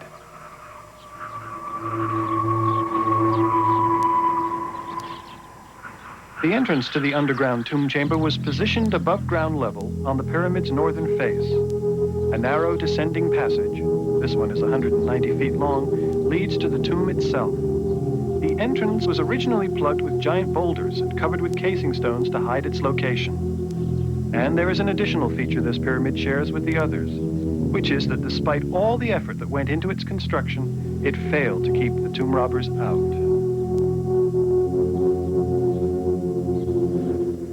When they were finally completed, pyramids and pyramid temples like this one at Giza were great hubs of activity. These temples used to be beautiful buildings, filled with statues and covered with wall decorations. The entire pyramid complex was designed to be perpetually maintained, and this required a sizable staff of priests and retainers, as well as workers to sustain them. Pyramid complexes became almost like small cities, cities for the maintenance, the worship, and the preservation of the god king.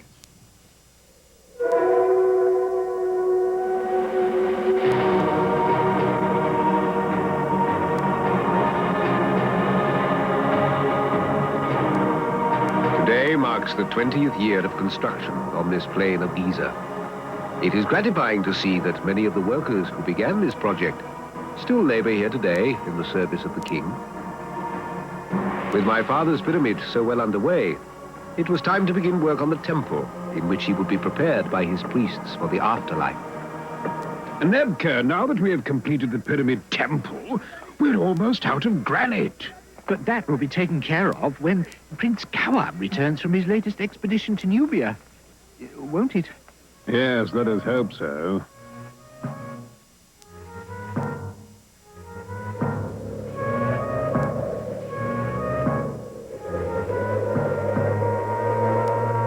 Noble Prince, we have seen Nubian warriors in the hills.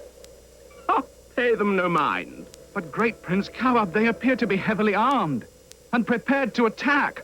Do you forget that I am the son of the living god Khufu? Those nomads cannot harm us. Forward, I say.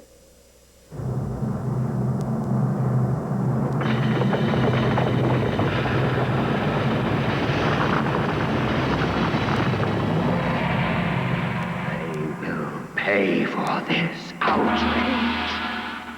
Those who offend the majesty of Rey 1,000 times over, they will pay. This is the word of Khufu. The loss of my cherished brother, Kawab, weighs heavily upon my father. He worries for Mart and the stability of this world, when it will be his time to leave it. At least you may take heart in having other fine sons who can take up the golden wings of Horus after you. But it was Ankaf who had to tell my father that I, the next in line, had decided I could not be his successor. Trained my entire life as a scholar and scribe, I knew I could not fulfill the godly role of king. And so my younger brother, Baufra, will now someday take his place. Hodedef wishes to remain a scholar and scribe, and has told your father he will not be king. This leaves Meretiti's third son, Baufra, to come before you in line. Then what chance can there possibly be for me, Mother? What chance was there for Baufra while Kawab lived? Your thoughts are not grand enough, my son. That is your only problem. It was not long after Kawab's tragic passing that my 3 brave and royal brothers set out on a leopard hunt. Baufra, I am told, was envious of the noble animal Khafra had slain, but Jedefra generously confided to him where he might find an even greater leopard.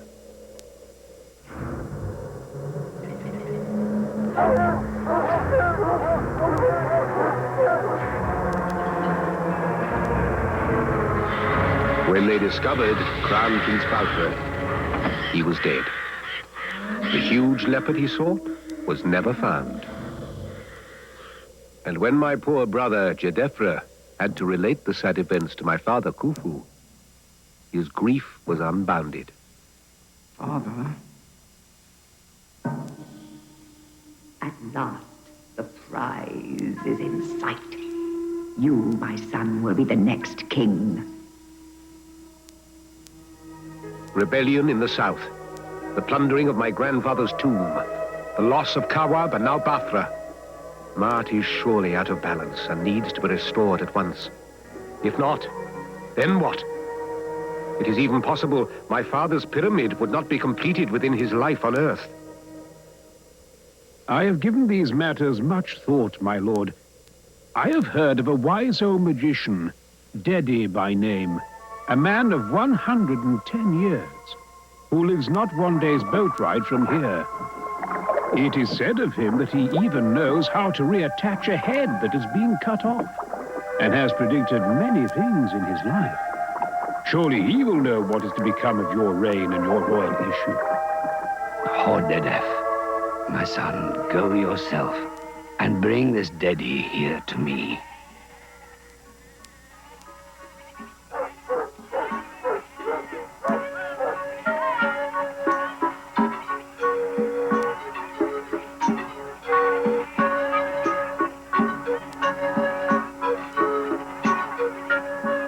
We stayed the rest of the day in Dedi's village and accepted the hospitality of his household. For me, it was an experience to be remembered and cherished, as I had never before been afforded the opportunity to observe how common people lived. And the next morning, Dedi appeared before the king, my father, to tell him what his magic had discerned. Would any of Khufu's issue survive to be king? And would his great dynasty continue? Sovereign Khufu, my lord, may you live, prosper, and be in health. Your dynasty will not end yet. I see 2 of your issue who will assume the mantle of Horus as king of all the land. Thanks be to Rey, my father. One will rule a brief time only. He will be reviled in his own time and defamed when he is gone. The other will be strong and brave. He will rule for many years, and Egypt will grow even greater under him. He will do you honor and guard your sacred house of eternity. And his proud face will be known until the end of time. But I have many children yet. Which are the two of whom you speak? There are some things not even a magician may know. And it was not long afterward that the wise old Daddy took leave of this earth himself, leaving behind a mystery that only time could now unravel.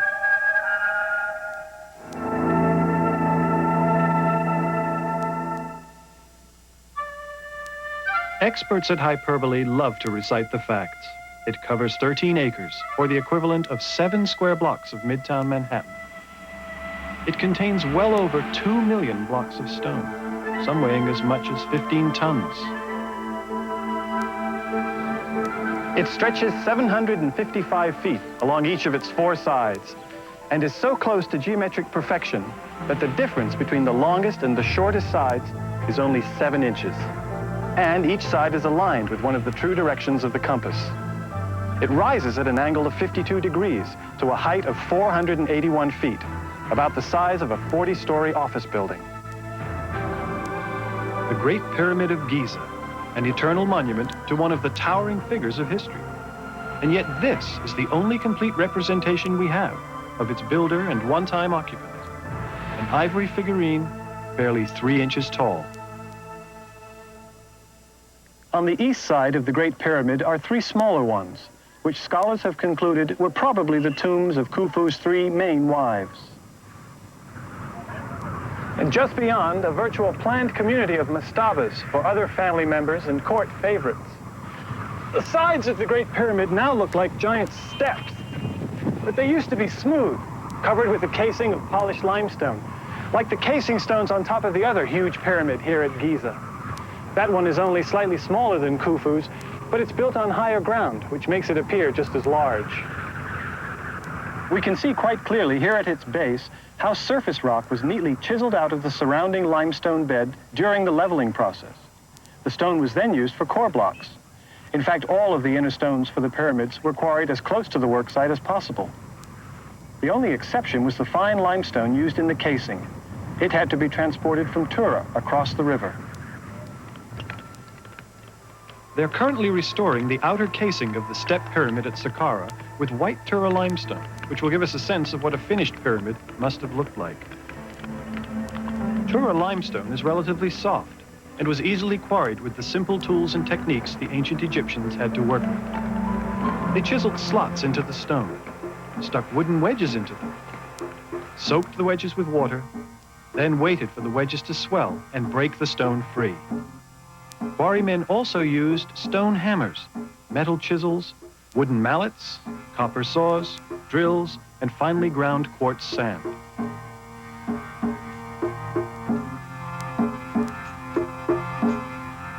They dragged the stone to the work site with rope and wooden sledges.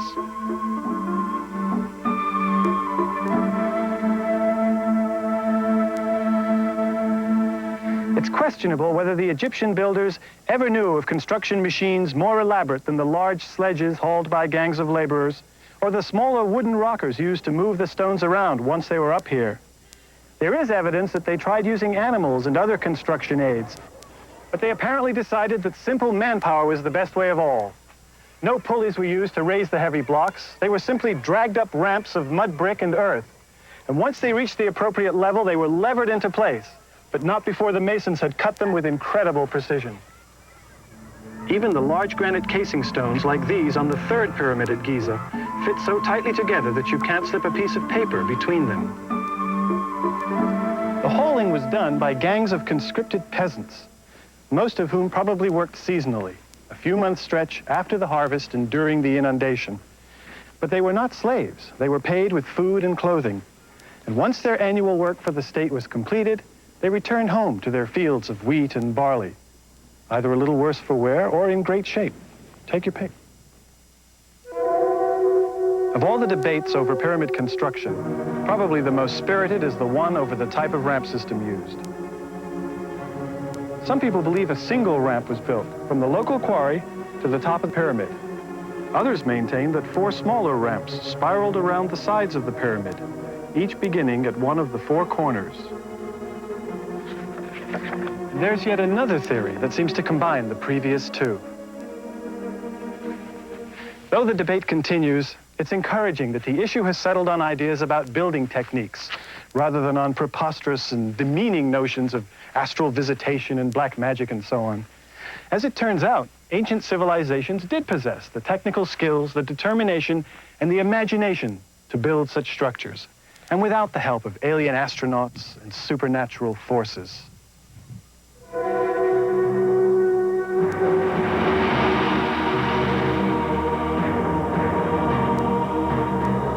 It was the event we had eagerly awaited for so many years. The capstone has arrived, Your Majesty. A magnificent, smoothly carved block of limestone, sheathed in gold.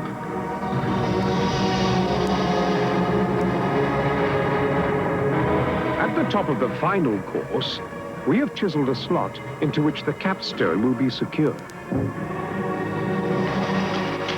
As the mud brick ramps are removed, scaffolding is erected so the workers can chisel away the steps of the casing, leaving the entire surface smooth.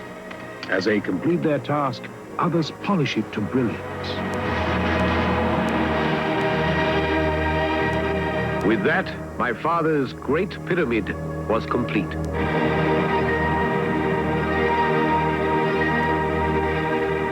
And just in time.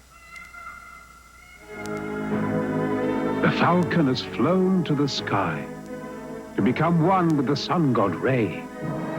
Like his fathers before him, he has become Osiris. My father was taken to his valley temple for the 70 days of embalming which would prepare him for his life in the hereafter. His internal organs were placed in jars of limestone.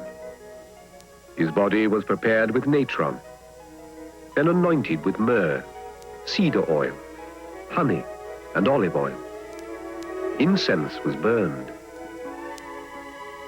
When the embalming was completed, he was wrapped in strips of fine linen, upon which his own features were painted to assure that his body could be recognized by his car.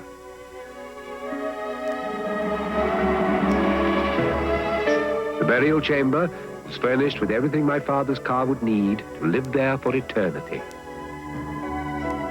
From the valley temple, my father's body was taken up the sacred causeway to his pyramid temple. And here his mouth was opened by the high priest, allowing him to partake in the offerings that would keep him alive forever. And here he was awakened to his everlasting life as Osiris. As my brother, Jedefra, became the falcon, Horus, king of this life. At this moment, my mind traveled back to the words my father had said for his father, Sneferu, as the dead king was placed in his pyramid. Hail to you, ladder of the god. Arise, remove your earth, raise yourself that you may travel in company with spirits, for your wings are those of a falcon. Cross the sky and make your abode among the followers of Osiris, the imperishable stars. And deep within the pyramid, inside a case of granite, my father's body was placed to rest, to watch over us, over all Egypt, his people, safe and protected for all time to come.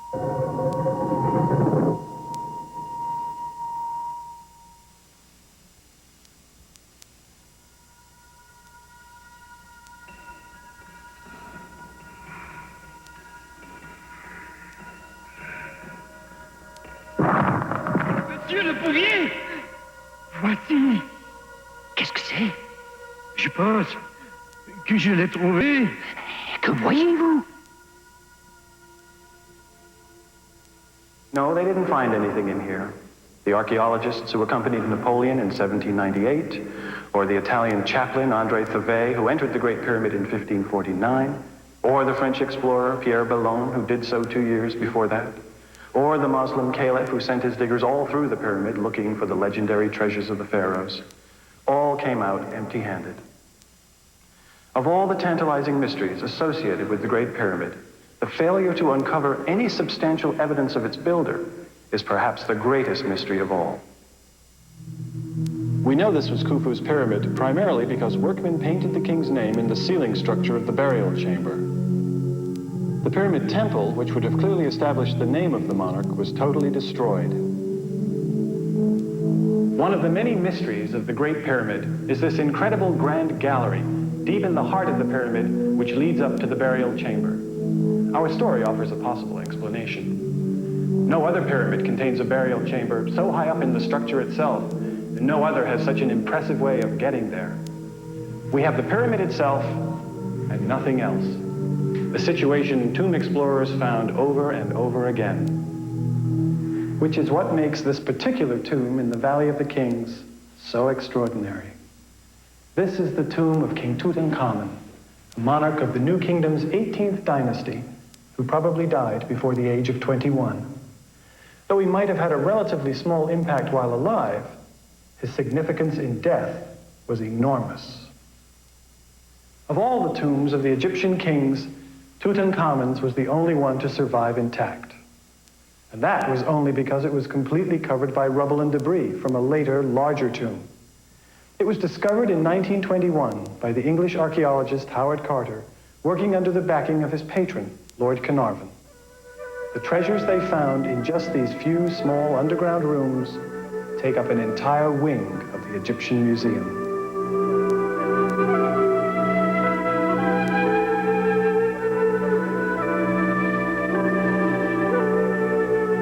The mummy itself remains here in the burial chamber, its eternal home, in one of its 3 golden coffins. The Valley of the Kings became the final resting place of Egyptian monarchs following the decline of the pyramids. We don't know for sure why they stopped building pyramids. Probably their tremendous cost and their inability to keep out tomb robbers had a lot to do with it. But even here, it's clear that the old shape remained sacred. High above the Valley of the Kings, a natural pyramid formation etches the sky. It wasn't an abrupt transition from the pyramids of Giza to the valleys near Luxor. While it all may be ancient Egypt to most of us, 15 centuries separate Khufu and Tutankhamun. And for a good deal longer than that, very little was known about this fascinating culture. One reason being that much of its remains were covered over by the desert sands. The second reason little was known or understood about ancient Egyptian civilization is that it had no way of communicating its secrets with us. Hieroglyphic writing was nothing more than a series of interesting but obscure pictures. Well, that all changed in 1799 with that same Napoleonic expedition that entered the Great Pyramid. This is a replica of a chunk of black basalt unearthed by one of Napoleon's soldiers in the delta town of Rosetta. It is inscribed in 3 alphabets: Ancient Greek, Demotic, a script used in Egypt at the time of the Greeks, and the even older hieroglyphics. For more than a decade, many people tried to match up the words among the 3 texts, but with little success. Then in 1822, a Frenchman named Jean-François Champollion cracked the puzzle, and the language of the ancients came alive. The most important clue came in the matching up of royal names, which are spelled out phonetically in the hieroglyphics. The royal names are encircled by oblong rings known as cartouches. Here, for instance, is the name Ptolemy in hieroglyphic, Demotic, and Greek. All the gold of Tutankhamun almost pales in comparison to the value of this intellectual discovery. One of the reasons we have such a rich legacy of artifacts and information, much of it about everyday life, is that so much of it was included in the tombs for use in the next world.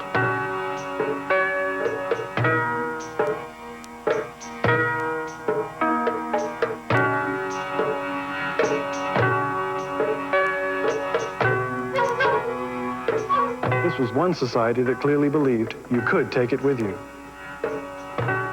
Here, a wealthy cattle dealer wanted to take his business with him, and so he did, in the form of this model. He even has several accountants there to make sure he isn't being shortchanged. Another person took his grain business with him. And another was evidently fond of sailing. While someone else had more use for heavy manpower. And keep in mind, these weren't merely representations or reminders to the ancient Egyptian. Models, wall paintings, even writings had the same practical and effective value in the afterlife as the real objects also taken along.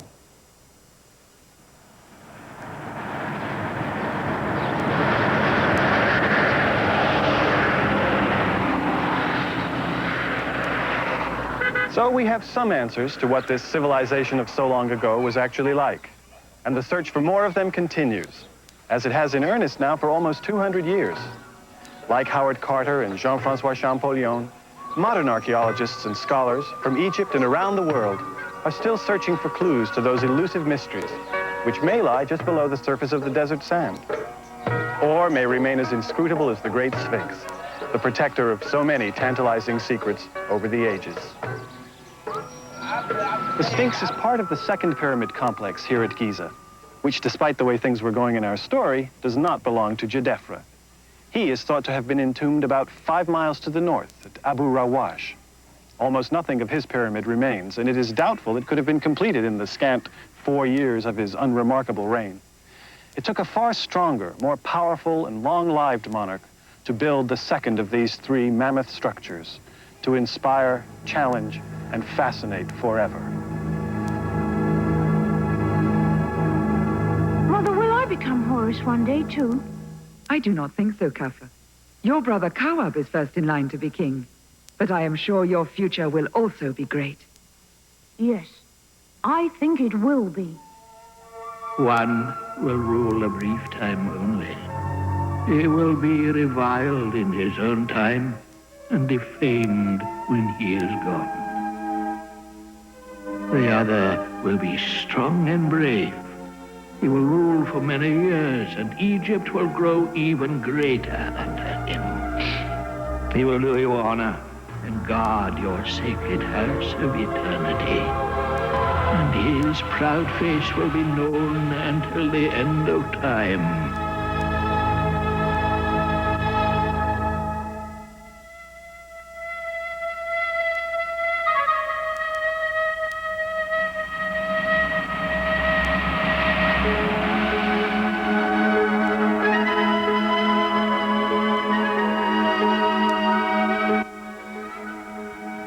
Stay tuned for the WHYY viewer response line to let us know what you thought of tonight's presentation of Pyramid, and that's followed at 9 o'clock by The Valley of the Kings. And be sure to join us for the next David Macaulay special, Castle, tomorrow night at 8 here on TV 12.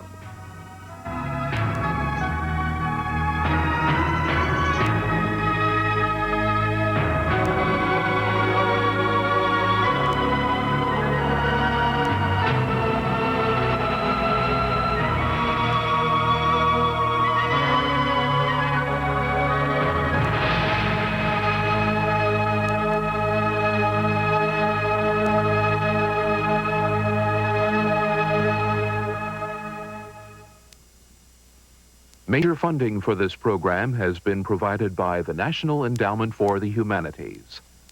Additional funding has been provided by the Arthur Vining Davis Foundations, the American Architectural Foundation, the National Concrete Masonry Association, the Corporation for Public Broadcasting, and by annual financial support from viewers like you.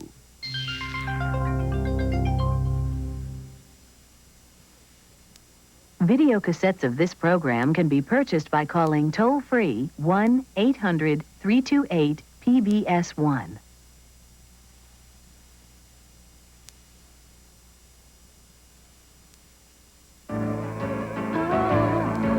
This is PBS. Tomorrow night.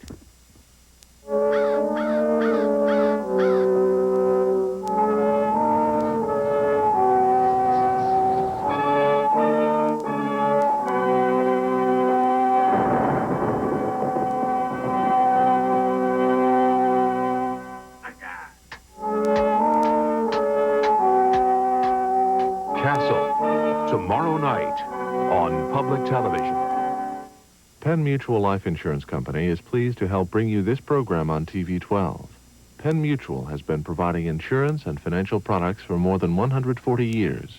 Penn Mutual, committed to excellence, committed to TV 12. Share your thoughts about David Macaulay's Pyramid by calling the WHYY viewer response line at 215-923-WHYY. That's 923-WHYY. Hi, I'm Mark Russell, and I'd like to help you to watch the news in a slightly different way on my next comedy special on public television. People often ask me the question, which politicians are funnier, Democrats or Republicans? Well, they share the award equally, and they're at their funniest when they're trying to be serious. So government is a bargain, really. We get a democracy with entertainment thrown in at no extra charge. Wednesday night at 9 on TV 12. This year's early bird takes off for Hawaii.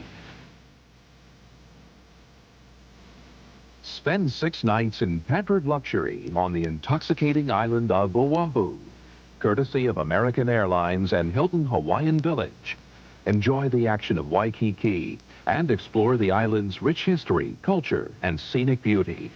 Paradise could be yours, but only as this year's Jubilee of Prizes early bird winner. Enter today. We're putting great performances on ice with a pair of good skates.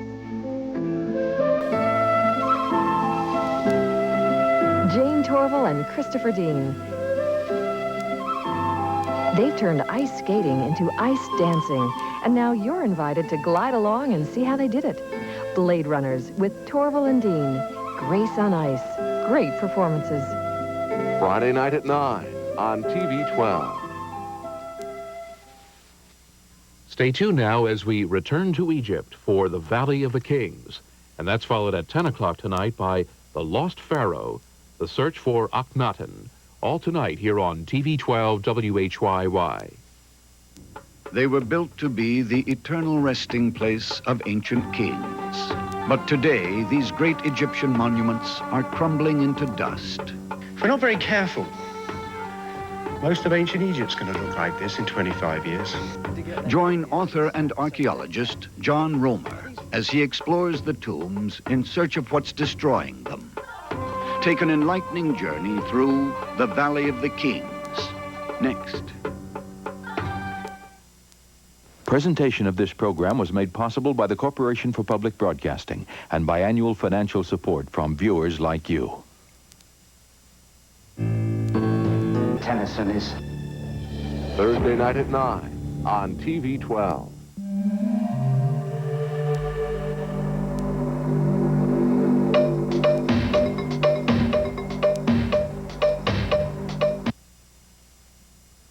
Major funding for this program has been provided by the National Endowment for the Humanities. Additional funding has been provided by the Arthur Vining Davis Foundations, the Jacob and Charlotte Lehrman Foundation, the Corporation for Public Broadcasting, and by annual financial support from viewers like you.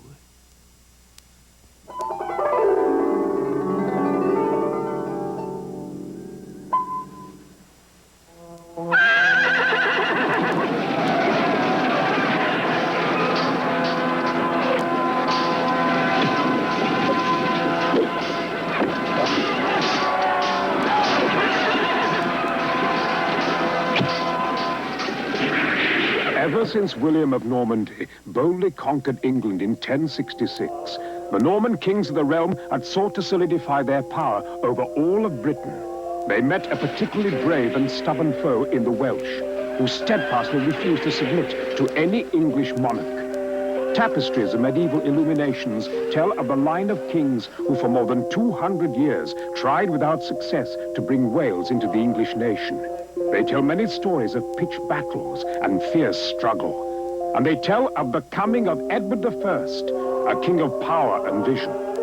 Edward saw that the key to victory in hostile Wales lay in English castles, manned by English troops and controlled by loyal barons, which is why, on March the 27th, 1283, King Edward invested Kevin Lestrange as Lord of Aberwyvern in agriculturally rich but rebellious northwest Wales. The king's first charge to Lord Kevin, build a castle there, the finest that modern engineering could produce.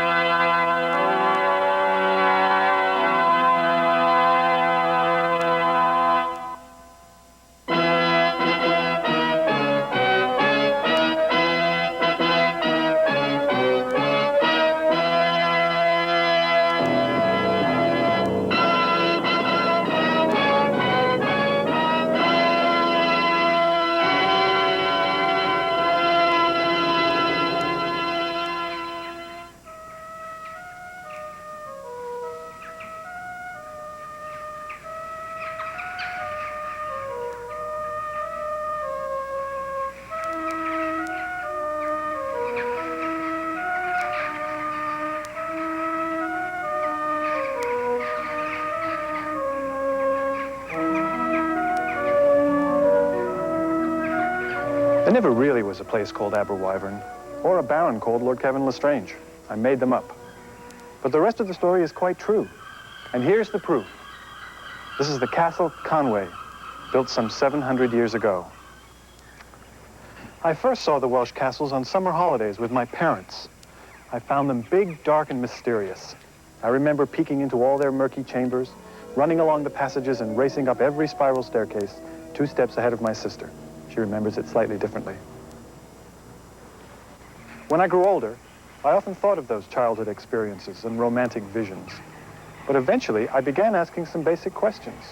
How were these castles built and why? So I decided to find out.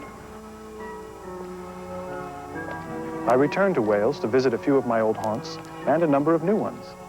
But this time, when I peeked into those darkened chambers and raced sisterless up to the tops of the towers, I was inventing my own imaginary castle, which I called Aberwyvern. As the story of my castle unfolds, we'll be visiting some of the real castles it's based on and finding out something about the people who lived in and around them. Sharing my interest in history and architecture is Sarah Bullen, who'll help me tell the story. Hello, David. Hello, Sarah. Sarah, what interests you most about castles? Actually, I'm more interested in the people, what they were like, how they lived, how and why they were different from us. And they were different, weren't they? Oh, yes. Most of the people were peasants. They were tied to the land they were born on, and they never moved more than a few miles away from their homes. They were totally controlled by and dependent upon the lord of the manor.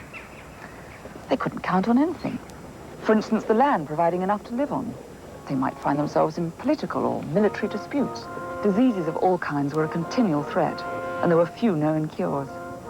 But for everyone, rich and poor, survival was the all-consuming effort. If you had lived in the Middle Ages and were fortunate enough to survive birth and childhood, you pretty much knew what you were expected to do for the rest of your life. And only if you were exceptionally bright and industrious could you hope to rise beyond your social origins. After all, you probably couldn't even afford to marry unless you had an inheritance of some sort. And whoever you were, the chances were you would die young. The most important things in life were faith in God and personal obligations. To the church, to the king, perhaps to a guild, and of course to the local lord, such as your Kevin Lestrange. Who, as you'll remember, had just been made Lord of Aberwyvern and was setting sail for his new fiefdom in Wales.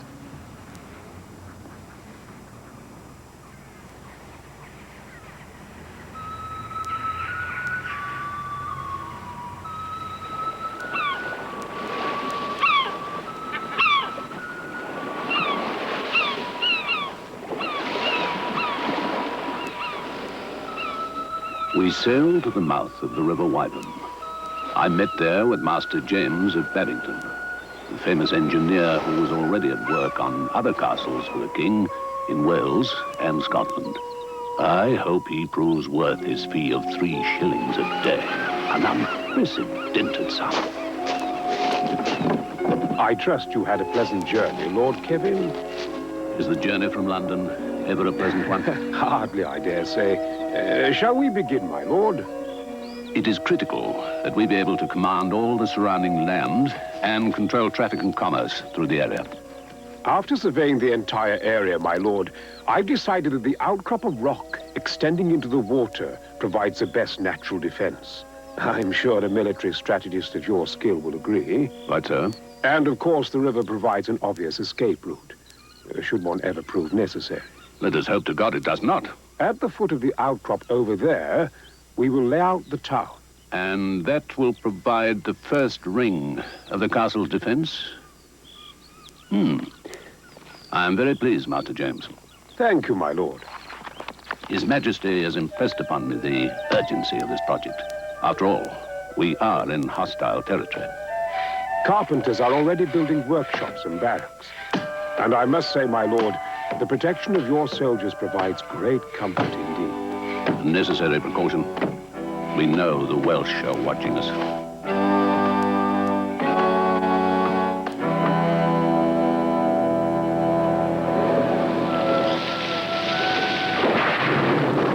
Satisfied with the progress, Kevin returned home and reported to his king. Since your last visit, I have laid out the boundaries of the town, which the diggers are trenching so we may build a wall. Master James, what sufficed in King Henry's time... With due respect, my lord, I have traveled throughout Europe and the Holy Land, studying the great military architecture. Your castle will be the strongest yet seen in the kingdom. I am glad to hear it. It is laid out in defensive rings. The outer curtain wall will measure 300 feet on each of its sides and will be defended by towers and gatehouses. If by any chance, an extremely unlikely one, the attackers succeed in penetrating this area, they will be thwarted by the inner curtain wall, 12 feet thick and 35 feet high, with 50-foot high towers. An intruder would virtually have to fly to get in. That should hold against Prince David and his Welsh rebels. In the center of the inner ward, we have the living quarters for yourself and Lady Catherine, your children and servants. My wife is a particular sort of woman. She will not relish living in this godforsaken outpost. See that you make her quarters as pleasing as possible. You may have my assurance of that, my lord. Over here will be the barracks for the soldiers, here the great hall and kitchen and storerooms, and here in the safest part of the castle will be the well. The castle is only as safe as its water supply. And the town, it will be a simple grid of streets and blocks to be further divided into lots. Very good. But the town defenses? The 3 entrances in the town wall will be fortified with double-towered gatehouses, which should prove quite effective. Most impressive. But how fast can the project be built? The stone is being quarried and loaded on ships, some of which have already set sail. But when the stone arrives, to maintain the pace of construction His Majesty demands, I simply must have more workers. And so you shall, Master James. Lord Kevin sent constables to several English cities to find the multitude of workers Master James required. Over 500 diggers were forced to march all the way from Lincolnshire.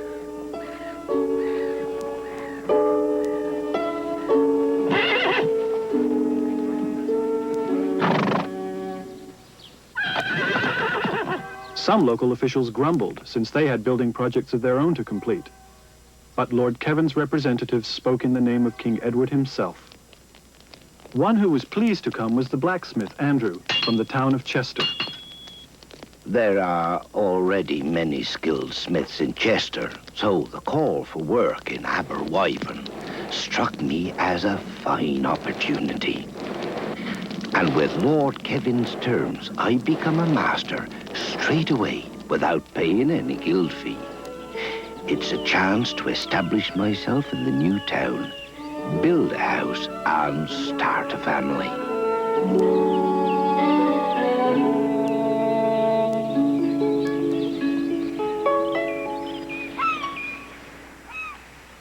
My Lord Kevin, construction on Aberwyvern Castle is at its height. There are now 3,000 workers on the site, and we have finally secured sufficient master craftsmen to oversee them. In mid-July in this year of our Lord, 1284, we began the outer curtain and the town wall foundation. As I explained to you when we last met, the two stone faces are bound with mortar made of sand and lime. And as the wall grows, the space in between is filled with rubble. Materials are carried up the walls on scaffolding supported by put logs set in holes in the walls themselves. We find this the most efficient means of construction.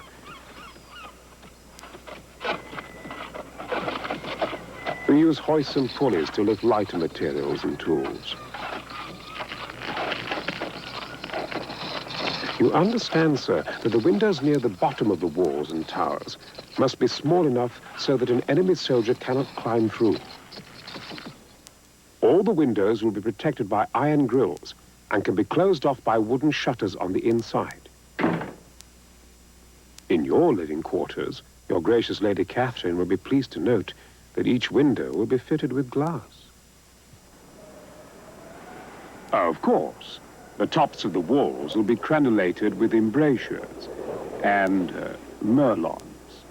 Each merlon will be capped by 3 fearsome-looking finials.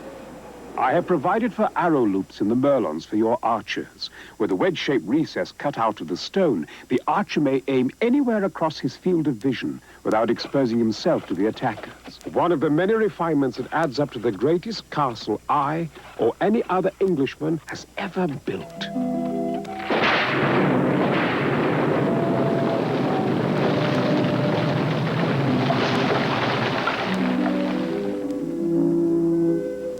When the weather turned cold, the partially completed walls were covered with straw and dung to keep the new mortar from freezing and cracking.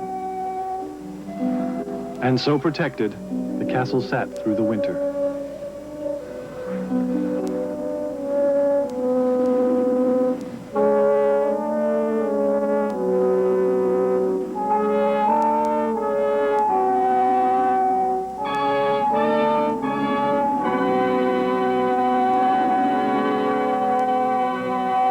It's important to remember that the medieval castle is really a military machine, and every part has a specific function. For instance, crenellations like these at Carnarvon aren't for decoration.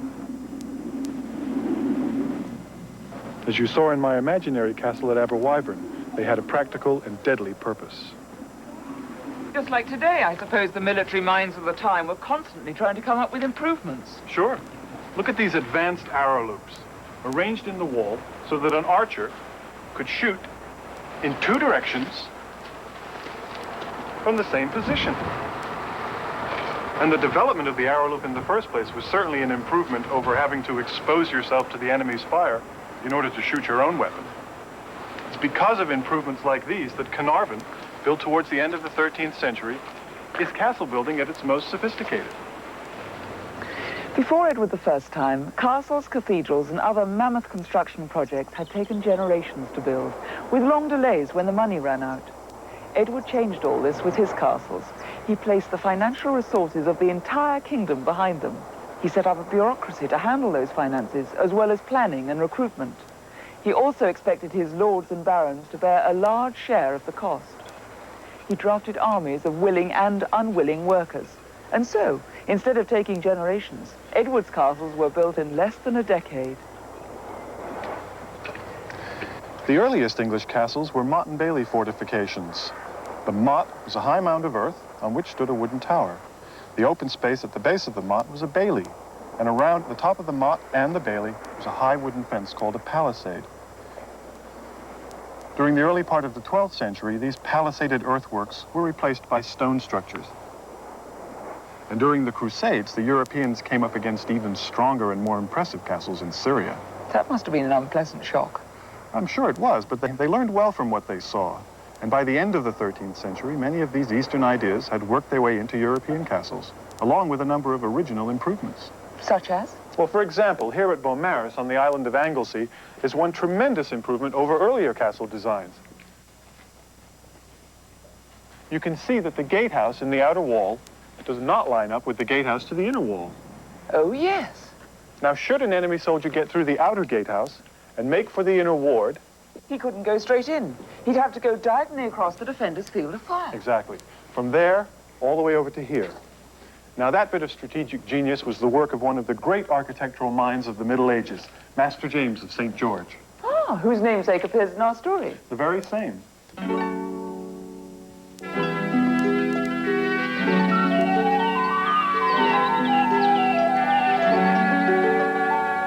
In the spring, the workers returned, and construction went along smoothly throughout the summer of 1285.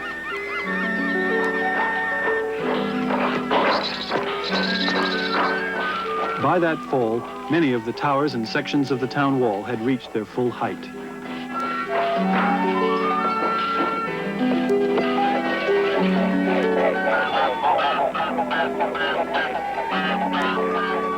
And in December, when the temperature dropped too low to work with wet mortar, all but a few hundred of the workers once again returned home to their families throughout England. The next year, Master James brought in 100 extra masons to speed up work on the inner curtain and its towers.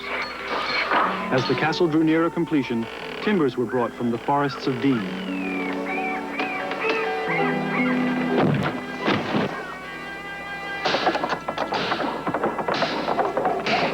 Lord Kevin brought his friend, Lord Raymond Le Bouvier, to meet Master James and inspect the progress. Also under obligation to King Edward, Lord Raymond was preparing his own castle to command the northernmost sea route to Wales. There are 3 rooms in every tower. The lowest one, the basement level, is for storage. In the unlikely event the walls are breached during a siege, each tower may have to defend itself, and so must have its own supplies. The upper rooms will be used for living and working space. And this must be your dungeon over here. And it was not finished one day too soon. Just as the trapdoor was set in the basement floor, my soldiers caught a man stealing lead from Master James's storeroom. I'll warrant your first guest resolved not to pay the dungeon a return visit. This is a fortress of war. But no castle is complete without a chapel for the worship of God, without whose favor all our efforts are to no avail.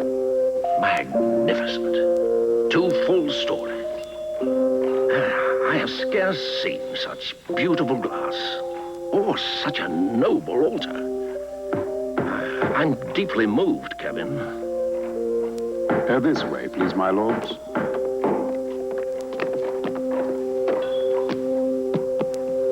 The gatehouses are the last major construction for both castle and town defense. Do please watch your footing, my lords. The stairs are not as yet evened.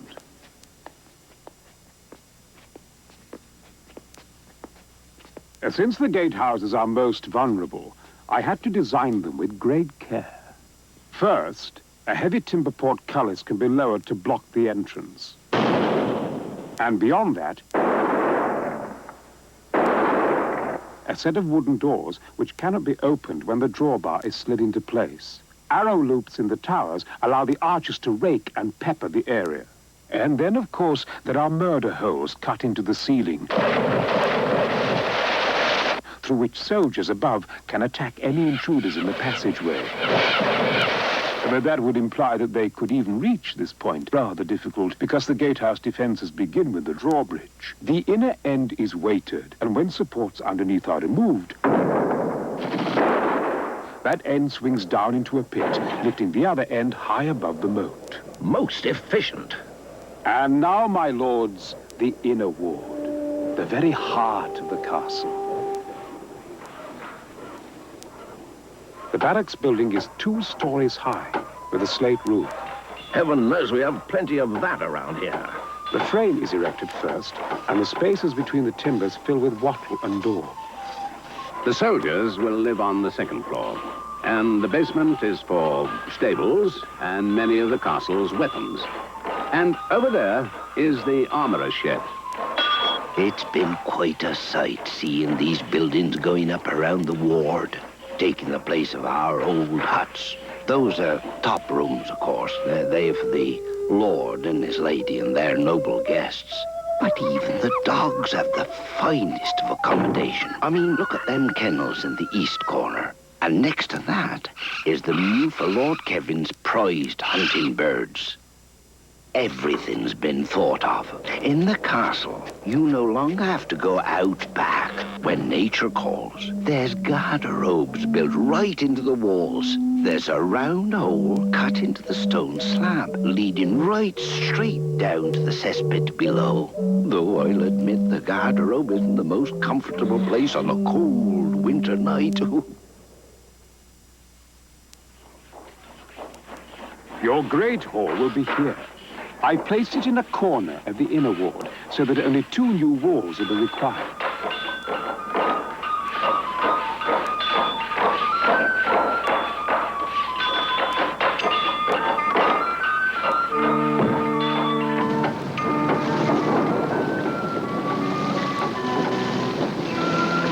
We have used the forces of nature to our advantage. A cistern in the tower supplies a sink with running water. It is convenience itself. And the kitchen will prove quite adequate to service the needs of a great household such as yours. Even though castles were designed for military purposes, their living areas were made as comfortable as possible. Remember, window openings on the outside walls had to be kept small so an attacker couldn't get through. The nicer rooms were higher up in the towers, where you could safely have larger windows. Although the walls were 8 to 10 feet thick, recesses like this made it easier to enjoy the light. Now, tower rooms for the Lord and Lady, their special guests and high-ranking officials were quite spacious and rather comfortable by the standard of the day. Large stone fireplaces were built into the walls, which were often hung with beautiful tapestries. Stone corbels jutting out of the walls supported the beams. Normally, they had curtain beds and mattresses stuffed with straw, chairs and dressing tables. A typical tower had 3 or 4 rooms, one on top of the other, and each one served a different function.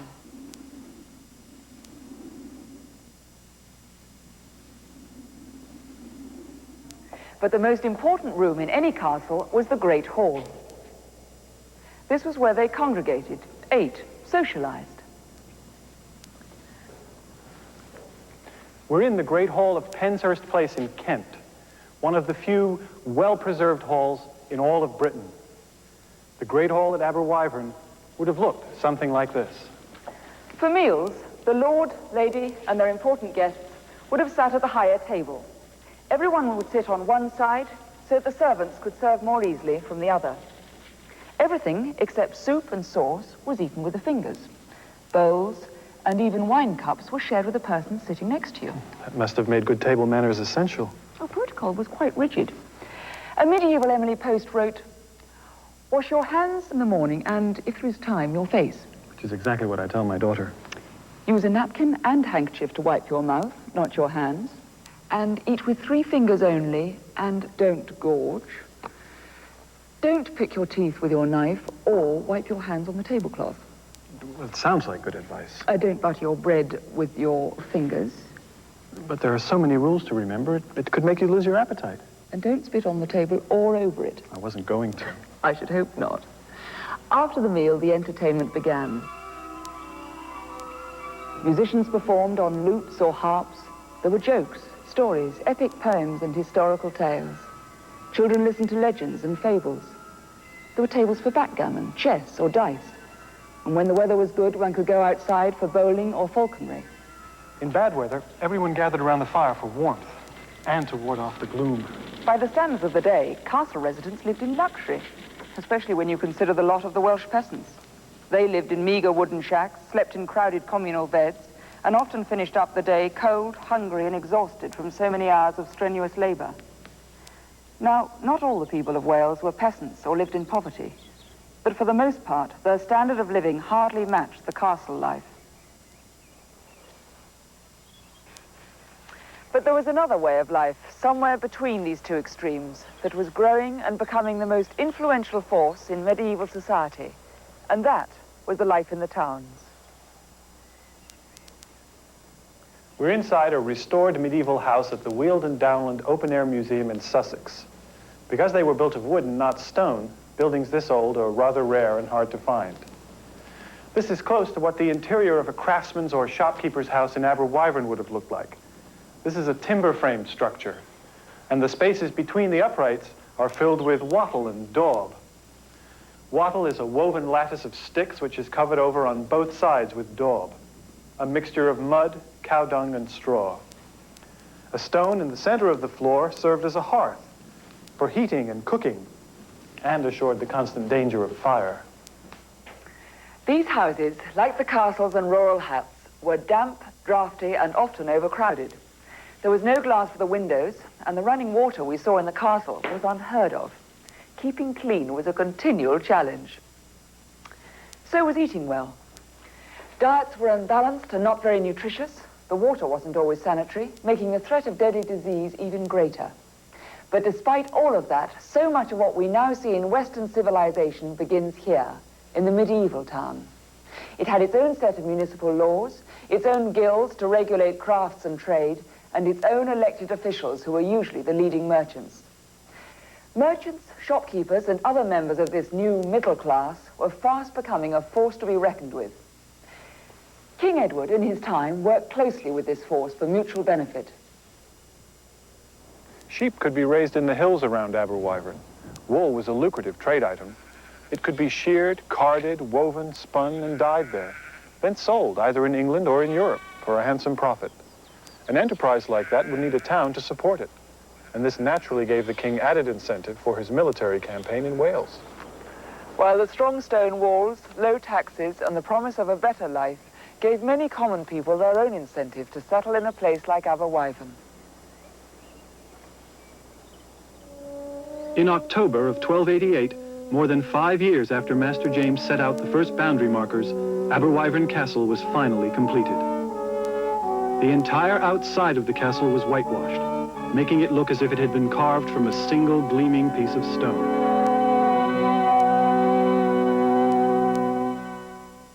I have now turned my attention to the town. Only the English will be allowed to settle here at first, as His Majesty wants it to be an outpost of royalty in this rebellious region. And with the promise of low rents and other enticements, the town will attract a goodly number of established, industrious people. Then, once a person owns a house, he would certainly want to protect it if the town and castle were ever attacked. I decided to settle in the town. And since I was one of the first, I got a building lot close to the well. Soon, houses spread all up and down the main streets. My house has a ground floor of packed earth covered with reeds. I covered the small window openings with oiled sheepskin to keep out the chill. And we depend upon our fire for both heat and light.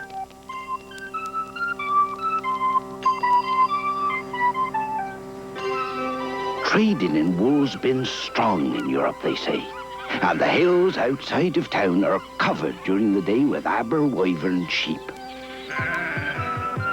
We hope that as we continue to grow, King Edward will grant us a charter so we can hold a yearly fair like the one at Chester. That would bring merchants from all over, especially for our wool. Maybe even Italians from across the sea. Imagine, Italians in Aberwyvern. Here is Thomas the shoemaker's shop. And over there's my close friend, Oliver the tailor. Looks like he's opening up his shutters to start business for the day. As the number of shops has increased, some locations have become a bit more desirable than others. Though we like him well enough, no one wants to spot behind Matthew the butcher's shop. Oh, that's Robert the barber's place. We aren't large enough for a full-time physician, so we count on Robert to cure all manner of ills by bleeding out the bad humors. The man blowing the horn over there is the town skyard, who'll take your livestock out to be grazed. Hey, mind the window! That's one of Lord Kevin's servants on his way to the castle. And that's where I'm headed to. Now that I'm an official smith there. Andrew had a right to be proud of the new castle. Everyone in the town was impressed.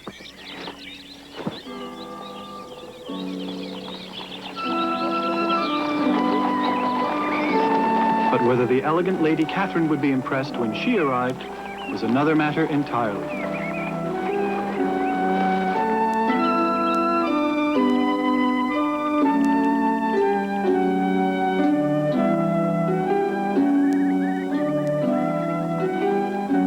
Being bound by the duties attendant upon my station in life, and being my lord's obedient wife, I knew there was no choice but to go and make the best of it. So on April the 23rd, 1289, I arrived at the castle with my ladies-in-waiting, younger children and servants.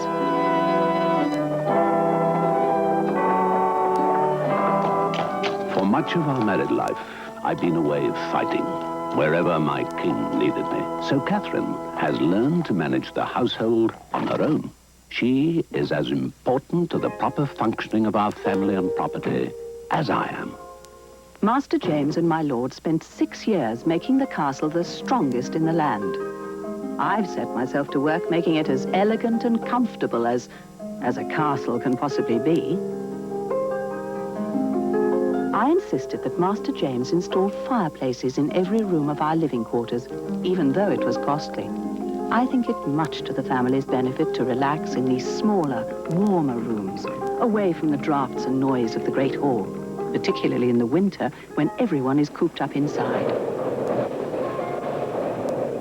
I hung the walls with beautiful tapestries from Normandy and Flanders.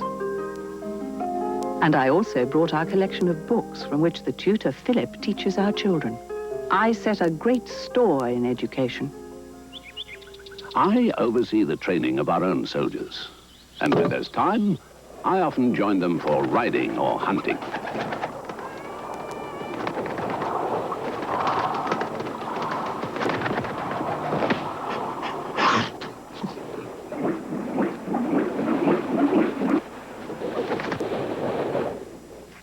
I must oversee all the servants. And though the soldiers may have much leisure time, I can always find something for the servants to do. I was working in the forge on a quiet afternoon in May when a messenger arrived on horseback and asked to see Lord Kevin directly.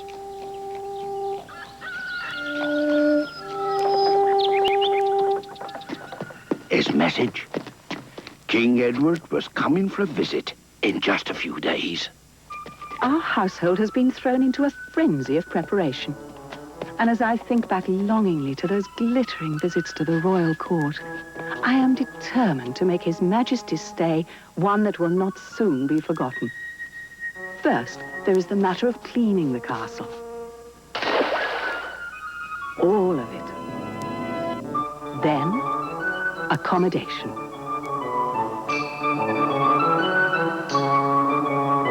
Lord Kevin and I will relinquish our own apartment for the King's use. Of course, we in turn will move to the steward's quarters.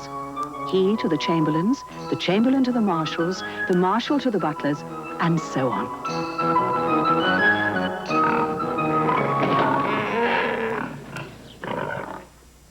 The townspeople, meanwhile, are particularly excited about the royal arrival.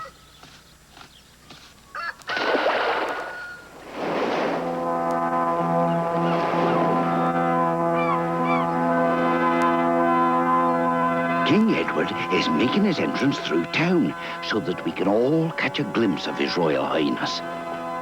Naturally, all business has stopped. It's not every day you get to see a king. In the evening, we held a great feast for His Majesty.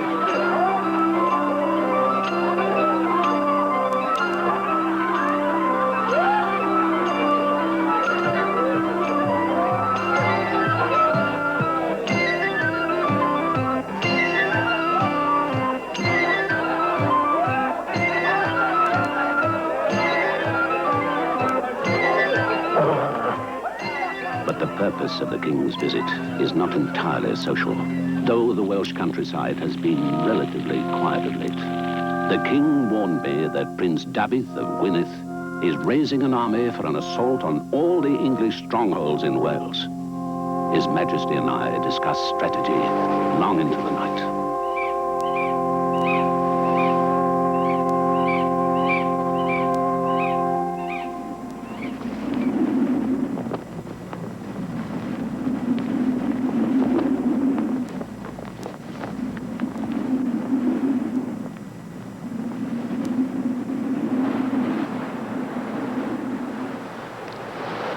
The modern game of chess, which dates from about the time of Lord Kevin's castle, is a fairly accurate representation of medieval warfare.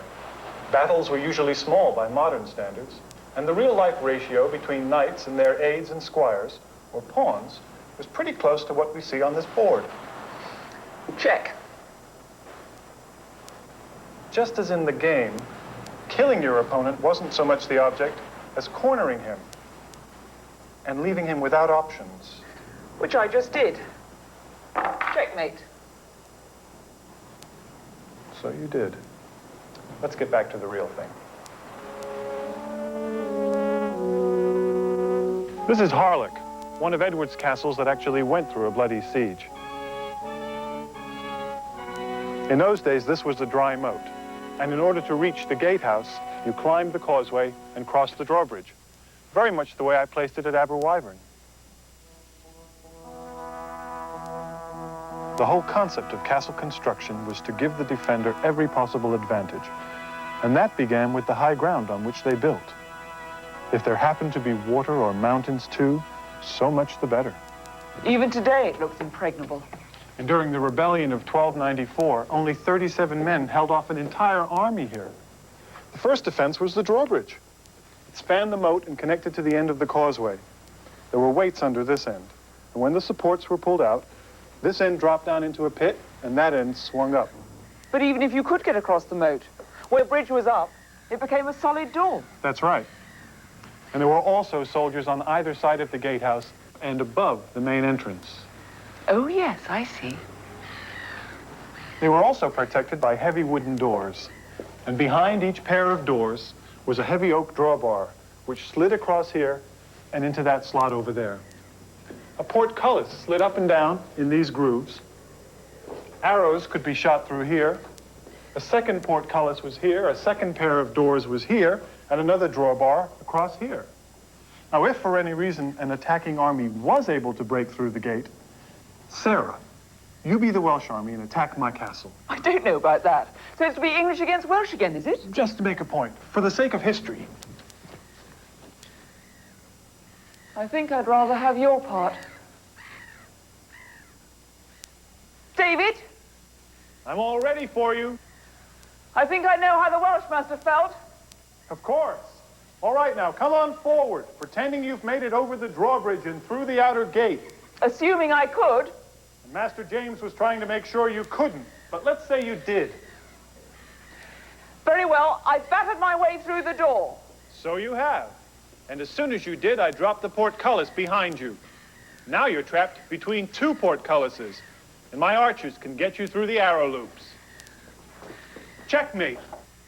Now I can dump boiling water, burning coals, stones, possibly even a dead cat on you through this opening, called a murder hole. I can see why. You can also see what a mess you'd be in. Well, of course, you had all the advantages. That's what King Edward was paying for. But let's say I knew enough not to come through the gate and instead built a wooden siege tower up against the wall. Then I'd dump burning straw down on you and set the tower on fire. All right, then. Two can play at this game. What if I just sit outside and wait for you to starve? Well, I might get hungry after a while.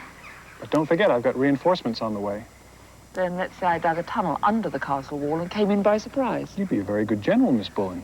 Then that is the best way. I didn't say that. All of these methods were difficult and risky, including that one.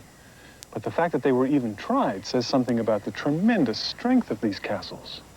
Well, if they had to be built that strong, it must also say something about the spirit and determination of the Welsh people. Absolutely right. They were a fiercely proud, brave, and independent people.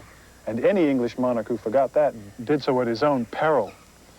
As part of his program in 1284, King Edward I named his son, who was born at Carnarvon, to be the first Prince of Wales. And ever since that time, the eldest son of every English monarch has had the title of Prince of Wales. Sarah, do you know what the king's first gift to his son was? Let me guess. A toy castle. You've got it. Let's get on with our story.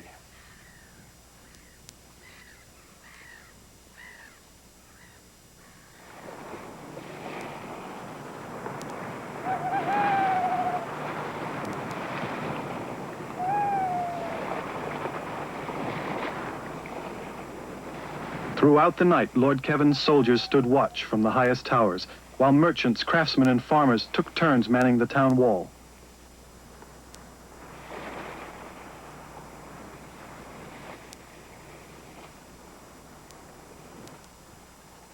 In the waters around the castle, Welsh ships prevented escape or new supplies reaching the English.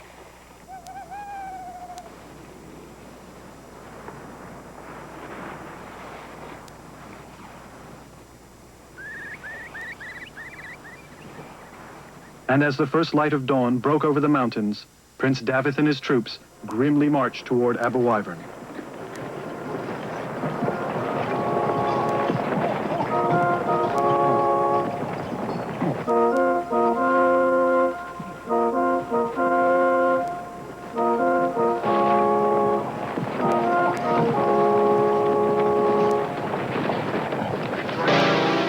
What lay in our way, we destroyed.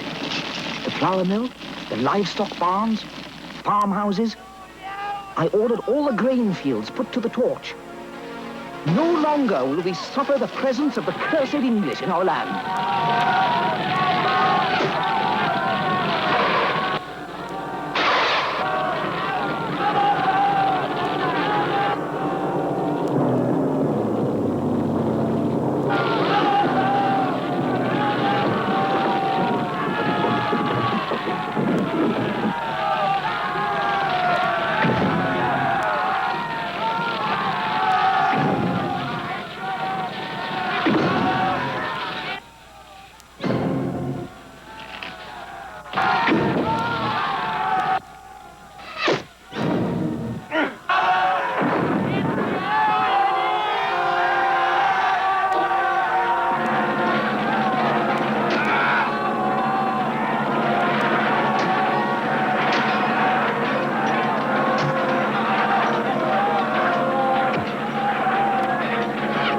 Breached the town wall. Then, house by house, we fought up toward the castle wall. A few fortunate townspeople made it into the castle ahead of their Welsh pursuers, who were trapped in the gateway between the portcullises.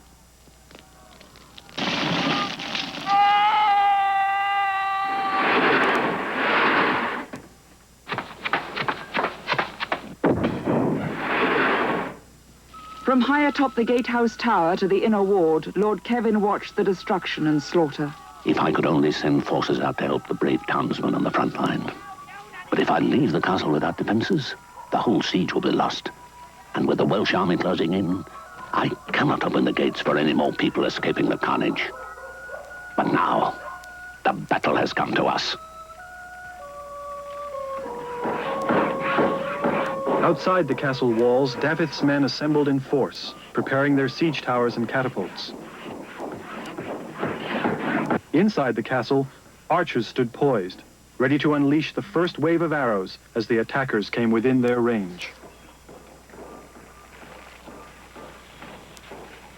My plan has been to cut off the castle from the land while our ships cut it off from the sea, and to starve Kevin into surrender. But when my messenger came with news that King Edward had dispatched a large force from the north, I knew we could not wait. They reached the wall. As one attacker fell, another took his place. Boulders, boiling water, and arrows kept some away, while others had to be blocked directly on the point of a sword or axe. My sappers are digging a tunnel under the wall. When they finish, the logs supporting it will be burned. Then the tunnel will collapse, the wall with it, and we can storm the castle and send the English dogs straight to hell. Inside the inner ward, part of the barracks became a hospital as the wounded were brought down from the walls. The fighting at the castle wall continued without let-up for 3 days as each exhausted ship was replaced by the next.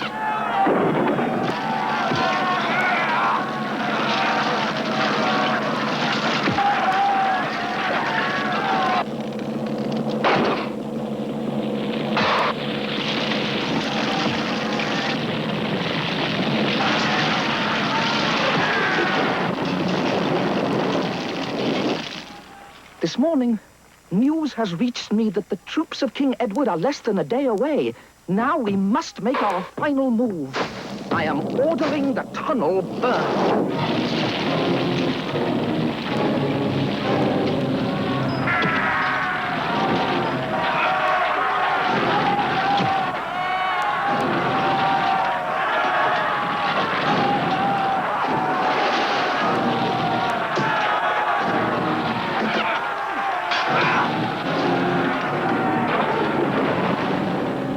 But throughout it all, my castle remained secure and impenetrable.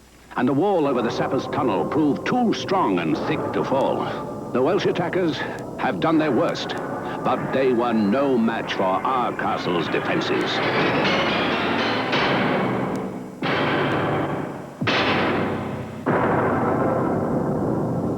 Dafydd knows the advantage is now mine. We have no way of smashing their defenses before the English reinforcements arrive. The best we can hope for is a stalemate to keep Kevin in check. The tide of battle has turned! Finally, I have Dafydd on the run! I am ordering a retreat. We have no choice. We will need greater strength to drive these cursed English from our homeland. Until we do, the struggle will never cease. We know that God and right are on the side of Wales, and we are willing to die for our land.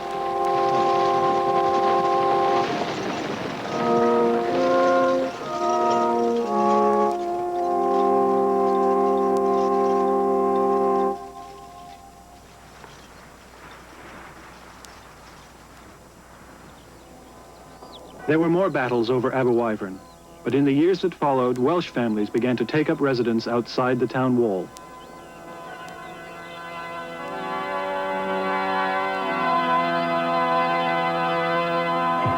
During fairs and on market days, they came in to sell and trade their goods.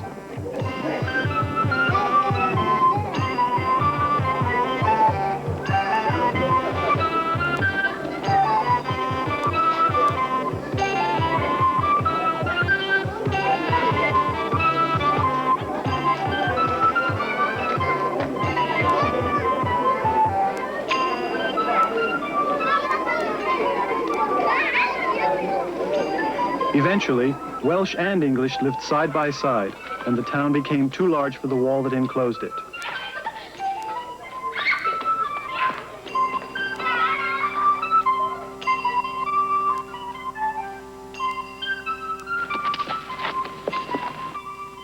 When the Welsh became part of the business life of the area, the castle built to subdue them became unnecessary.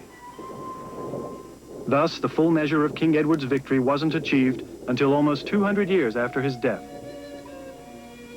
By that time, Lord Kevin's mighty fortress stood empty and roofless from neglect. And when travelers came to ask directions to Aberwyvern, they meant not the derelict old castle, but the thriving town.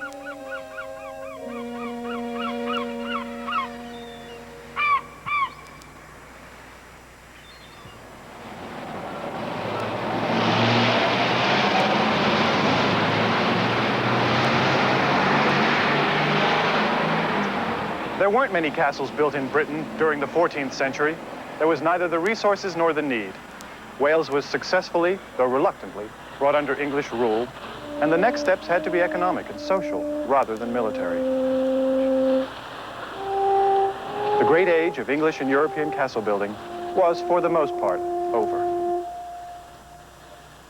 The 13th century, remarkable for its scholastic, economic, judicial, and architectural achievements, faded into a 14th century of more frequent wars, disease, famine, and disorganization.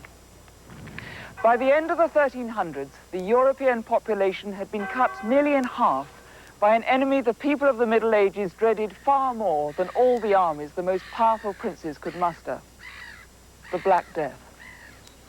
No castle wall could keep out the plague, a terrifying infectious disease that spread through Europe beginning in 1348. Nor could any castle withstand the introduction of gunpowder, cannon, and other improvements to the business of war making.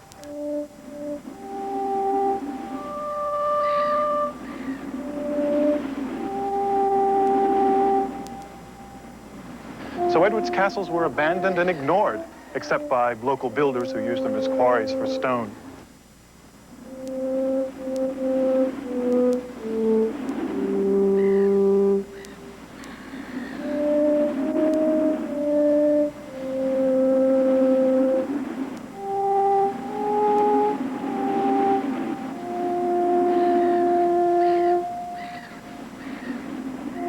But the great castle here at Conway, which happens to be my favorite, is still a powerful and stirring reminder of the past in the midst of this bustling town.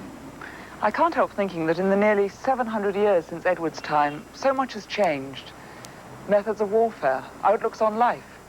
But these castles are still here.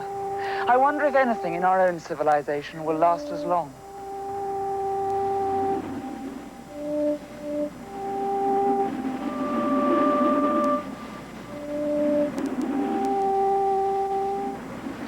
In spite of the romantic images they conjure up, we mustn't overlook the fact that castles symbolize a long-standing and less flattering human trait: man's apparently insatiable desire for conflict and conquest. But in these castles, there is an optimistic irony, perhaps even a lesson to be learned. For as impressive as the ruins are, they are, after all, ruins, neglected machines of war surrounded by life, a life they helped create, but which has survived them, and which continues to flourish long after each invincible fortress quickly and quietly succumbed to obsolescence.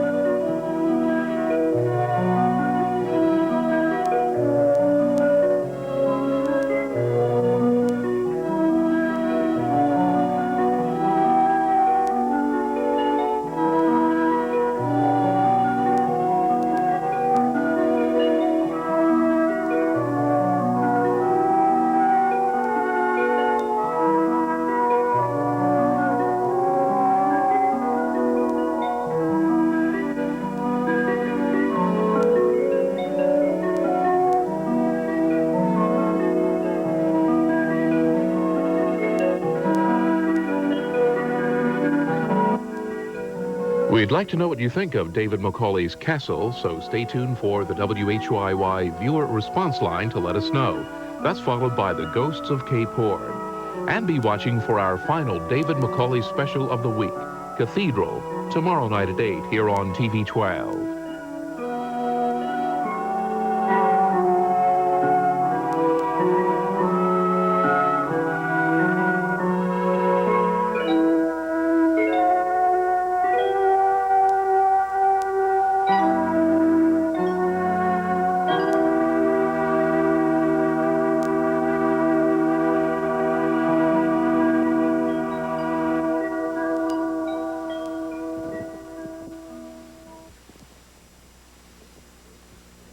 Major funding for this program has been provided by the National Endowment for the Humanities.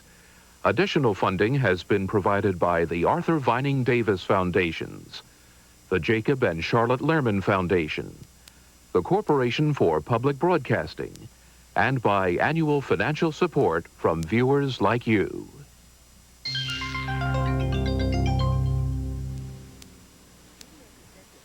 Video cassettes of this program can be purchased by calling toll-free 1-800-328-PBS1.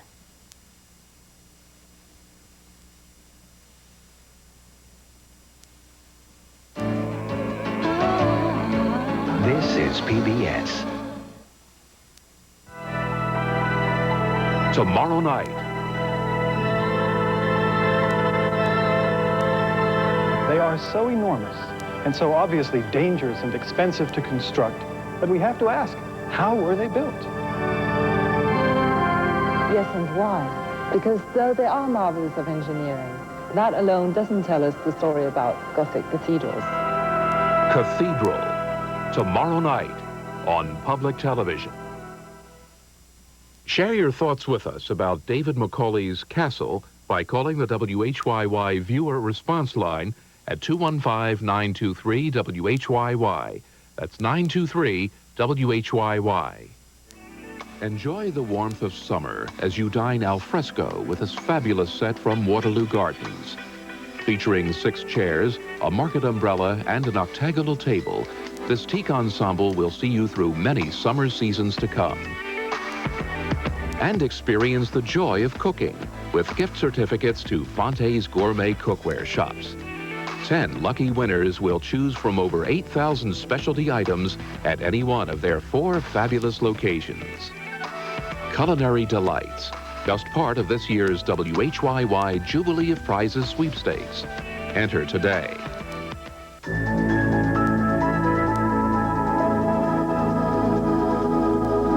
There's a new kind of energy around here. And it's coming from an energy company that's dedicated to protecting the environment. An energy company that's proud to join you in supporting TV 12. There's a new energy company around here and a new name. Pico Energy, focusing our energies on you. Hi, I'm Mark Russell, and I'd like to help you to watch the news in a slightly different way on my next comedy special on public television. People often ask me the question, which politicians are funnier, Democrats or Republicans? To and children's programming, keep your TV set tuned to TV 12, one of America's most watched public television stations.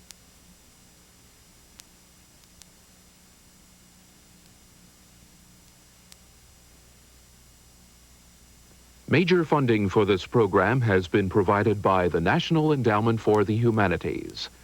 Additional funding has been provided by the Arthur Vining Davis Foundations, the Corporation for Public Broadcasting, and by annual financial support from viewers like you. How the conflagration began, no one could be certain. Some said it started in a nearby house.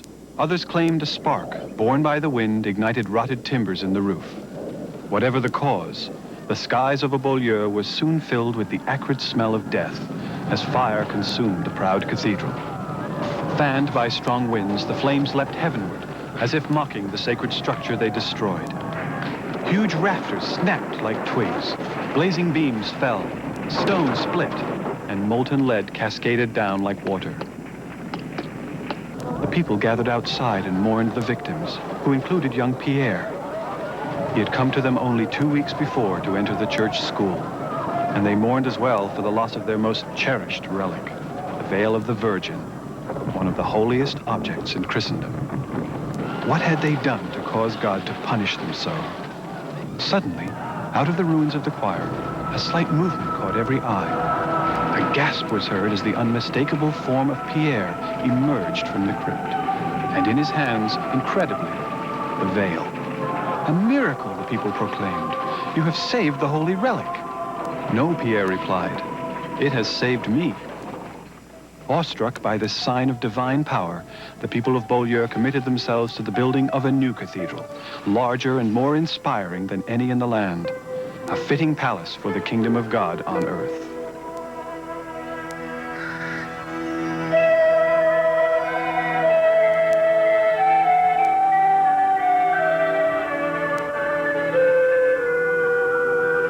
In commemoration of his role, Bishop Philippe honored Pierre by making him chronicler of the building of Notre-Dame de Beaulieu. It was the first day of May in the year of our Lord, 1214.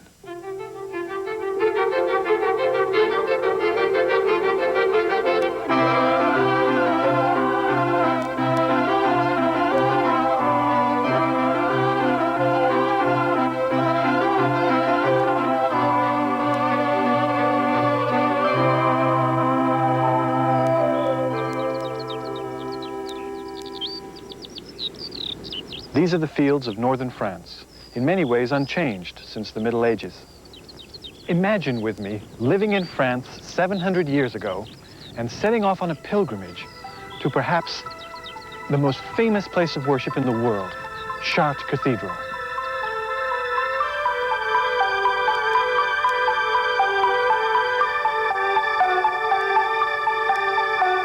All day long it draws you toward it, growing larger and larger, still looming in the distance like a vision.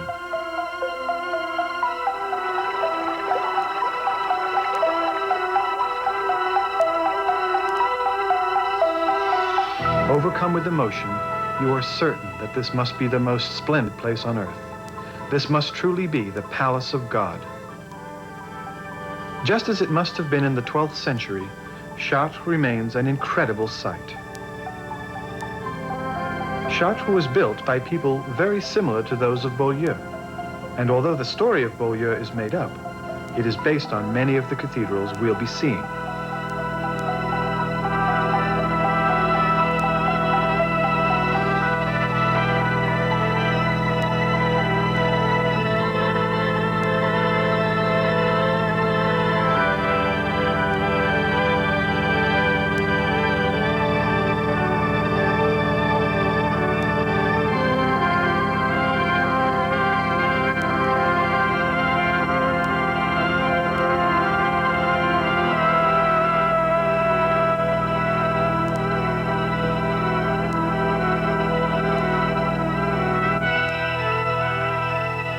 Even to our modern eyes, which have seen towering skyscrapers, indoor stadiums, jumbo jets, and space shuttles, the Gothic cathedrals still inspire awe.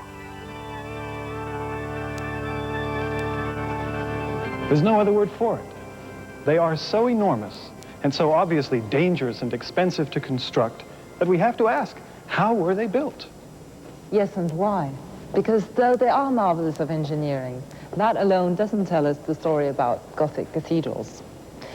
One of the things that makes them different from castles and pyramids and ancient Roman cities is that after 700 years, the great Gothic cathedrals are still in use.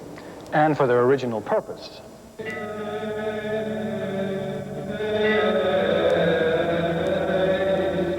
Cathedrals have always functioned as parish churches for local inhabitants. But they were also much more. The word cathedral comes from the Latin cathedra, meaning the throne of the bishop. And most cathedrals are still the bishop's churches, the administrative centers of their diocese, and the spiritual centers for entire regions. Places large enough to hold the many thousands who still visit them every year. Aside from being a spiritual center, the cathedral became the focus of city life. Not only did it symbolize prosperity and civic pride, it also served as a magnet for trade and commerce. Its images found their way onto stained glass, coins, seals, and all manner of medieval souvenirs, much like today.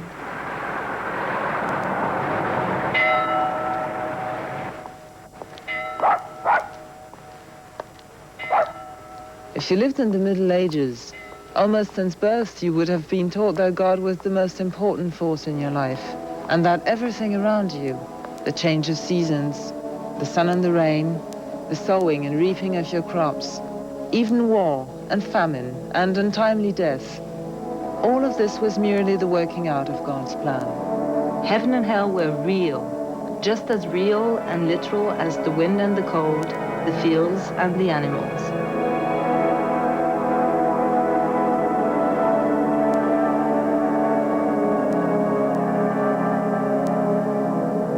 Religious faith was the dominant motivating factor behind everything.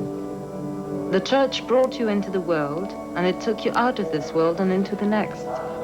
Between baptism and last rites, you depended upon the church for education and religious instruction, for confession, absolution, and communion, for keeping legal documents such as wills and marriage contracts, and for help and support when you needed it. Down through the centuries, the cathedrals are where people have celebrated their own lives and remembered the lives of others. And the building of each cathedral was a saga of struggle and ingenuity. of heroes and villains, bishops and kings, and people who in many ways were like each of us.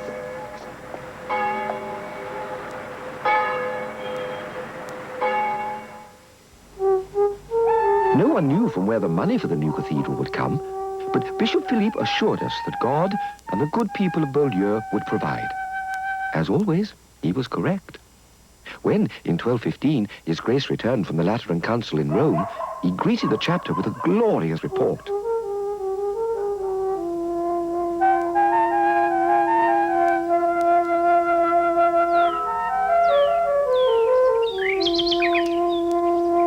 His Holiness looks with such favor upon this endeavor that he has given us this magnificent jeweled reliquary for the sacred veil. And now, if the Pope himself takes such an active interest, my friends, it certainly behoves us to do our share. The bishop has always taught by personal example. Our cathedral will bear Our Lady's name and must therefore do her the most fitting honor we are capable of. As my own contribution, I hereby pledge half the revenues from my lands in Picardy for 5 years. Not to be outdone, the chapter pledged half its own revenues from land in the diocese for 6 years. The next order of business was the hiring of a master builder. Many were considered. The chapter finally selected Guillaume de Senlis, who had worked on several cathedrals already. Master Guillaume must build us the tallest, widest, most splendid cathedral in all of France. Let us guard against the sin of pride. Oh, all for the glory of God, of course. Of course. Soon the town was abuzz with activity. Rubble was cleared from the area of the old church. Workshops were set up. Even a few old houses were moved. Master Guillaume immediately set to work laying out the site. The floor plan, Your Grace, will naturally be in the shape of the cross. At the head, and facing east, the choir area, and 5 chapels where the faithful may pray for the souls of their forebears. And their quick deliverance from the flames of purgatory. A wide ambulatory around the choir meets the side aisles to provide easy movement, even during crowded services. The crypt of the old cathedral remains intact beneath the floor. The transept will have elegant, sculpted doorways on both north and south sides. One altar will be here and another at the crossing for Holy Day services. Your nave will easily hold the thousands who will come on such occasions. And what they will see is a building of unmatched beauty, a single, unified expression of God's hand in nature. I'm sure the Blessed Virgin will be pleased and impressed. The nave and choir, Grace finds so inspiring. But twice the height of the old cathedral? Heavy stone ceilings? Walls of glass? Master Guillaume, it cannot possibly stand. Oh, it will stand. And as we build it, you will see how. This new style of building must truly be inspired by God. As are all things, Pierre. As soon as Master Guillaume placed his final stake, the workers began digging the foundation. On April the 14th, 1216, His Grace blessed the first stone. The foundation is most critical. It must be both strong and even to support such great weight. It goes down 25 feet into the ground. You see there? The mason is carefully checking each layer of stones with his plumb line. Any mistake in leveling, and the entire structure could collapse. Heaven forfend! We are fortunate in having a quarry close by, so we can float the stones downriver on barges to the town docks. I am impressed with your thorough organization. His Grace always says that God is in the details. Thank you, Pierre. I only hope the supply of stone holds out. Our cathedral is being built to honor the Virgin and house the sacred veil, to whose miraculous powers I can personally attest. So His Grace decided that a public display of the relic throughout the countryside would encourage the generosity of all toward the building fund. One who needs no such prodding is the merchant, Thibault le Riche. As a young man, he journeyed to Italy to ply his skills as a weaver and returned as a trader of fine Italian cloth. As always, Merchant Thibault, your contribution is most welcome. I am certain Our Lady will smile upon you.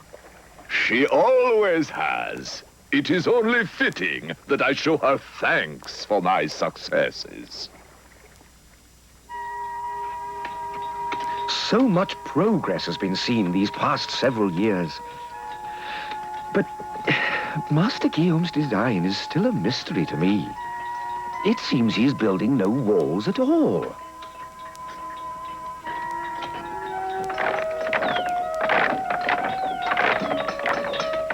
It will be inspiring to worship in such an atmosphere.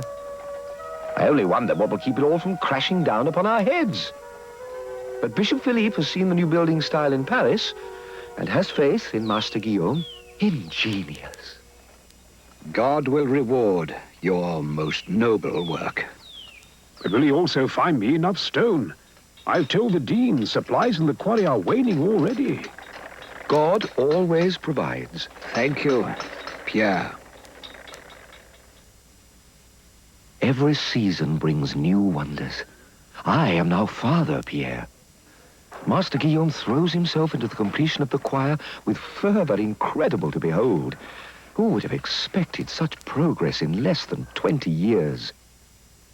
With the roof and vaulting finished, His Grace has established July the 2nd, 1233, the feast day of the Visitation of the Blessed Virgin, at the dedication of the choir. The entire town is at a pitch of excitement. As it now happens, the celebration will not be one of unbridled joy. As the plans were underway, it pleased God to call back to his mercy his faithful servant Philippe. With his dying breath, His Grace charged us to move forward, but our grief knows no bounds. Our new bishop, Gervais, is from a wealthy and prominent family. We hope he will prove as great an inspiration as Philippe.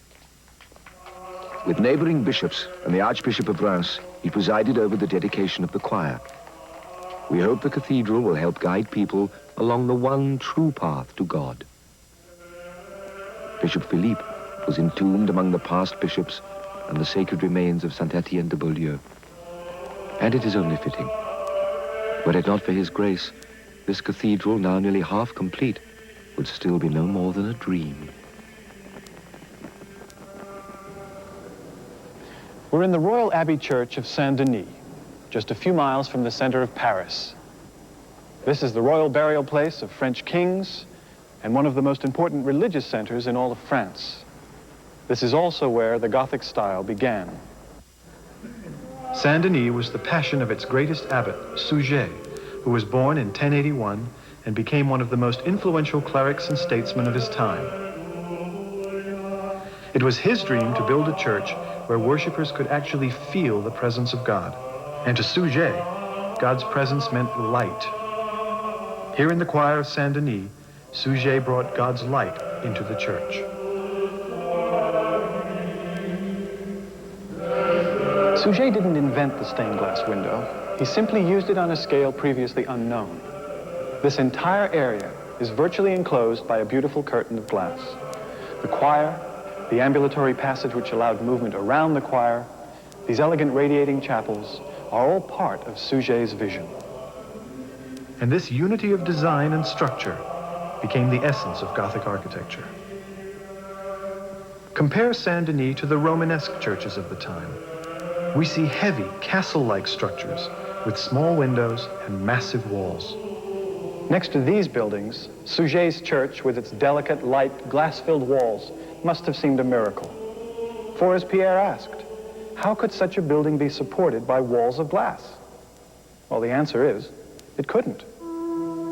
What traditionally permanent, fireproof, and significantly heavier stone ceilings called vaults, the walls had to be thicker to support the increased weight and resist the outward thrust. The windows remained quite small.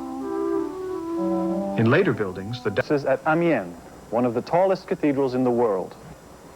The thrust of the interior vaulting pushes against the wall high above each of the main piers. It then passes through the wall. The result of this is a wide, unobstructed aisle below me and this magnificent wall of glass behind me. Initially, Gothic builders weren't entirely sure about their new breakthrough. Chartres, one of the first of the giant cathedrals, was begun in 1194.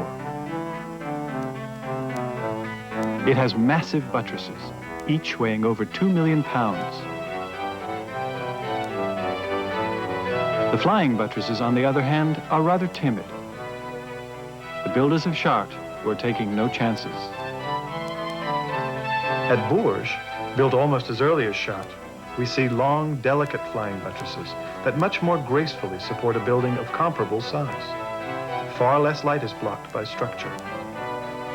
Each buttress weighs only a third as much as those at Chartres, an important factor not only in the appearance of the building, but also in its cost.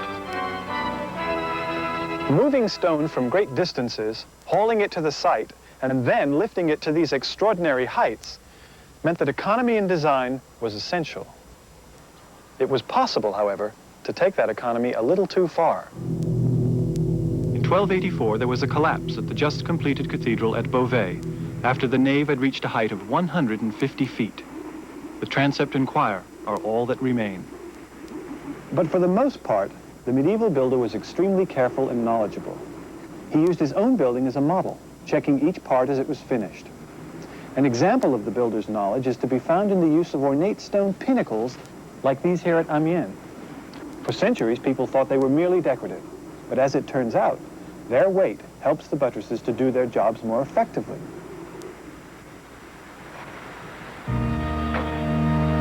The cathedral was meant to be a physical representation of the divine order of things, a microcosm of a universe fashioned by God, the ultimate master builder.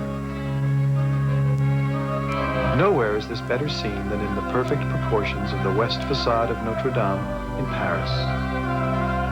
In all its magnificence, Notre Dame was a fitting symbol for an influential and flourishing city, the intellectual center of the medieval world. The order and imposing presence of this building also echoed the harmony and stability which in the 12th century began to spread throughout the entire country. By the 13th century, the alliance of a powerful monarchy, working hand in glove with an equally powerful clergy, had helped to bring peace, prosperity, and learning to all of France. Notre Dame came to symbolize an entire age.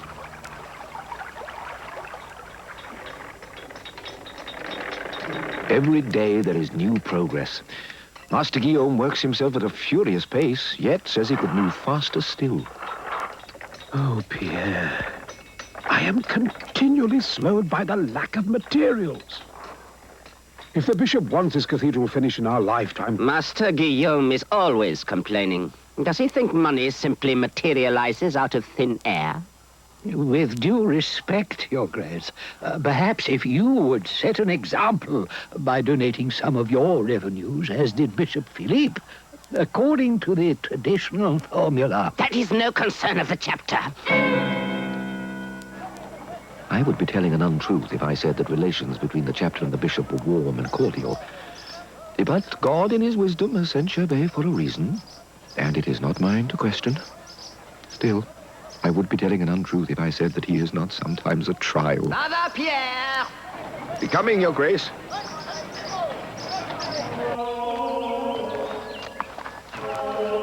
Now that the choir is completed and the transept well underway, more pilgrims than ever journey to Beaulieu to venerate the sacred veil and appeal to its miraculous powers of healing. This also has been good for the businesses of the town and has brought more traders. When they come to deal with merchant Thibault, he takes them first to the chapel he endowed, in which he takes understandable pride. He has spent many hours observing all the building processes and impresses his friends with his knowledge. They make the glass from the ash of the beechwood and the washed sand, and they melt them together. While it is still molten, they add metals and sometimes old glass for coloring. The glassmaker scoops up a ball of it on the end of a pipe and blows it into a large sphere. This he moves to the end of an iron rod called a punty, on which the glass is spun rapidly over the heat. The hole, from when it is taken off the rod, grows bigger and bigger until the sphere becomes a large, flat dish.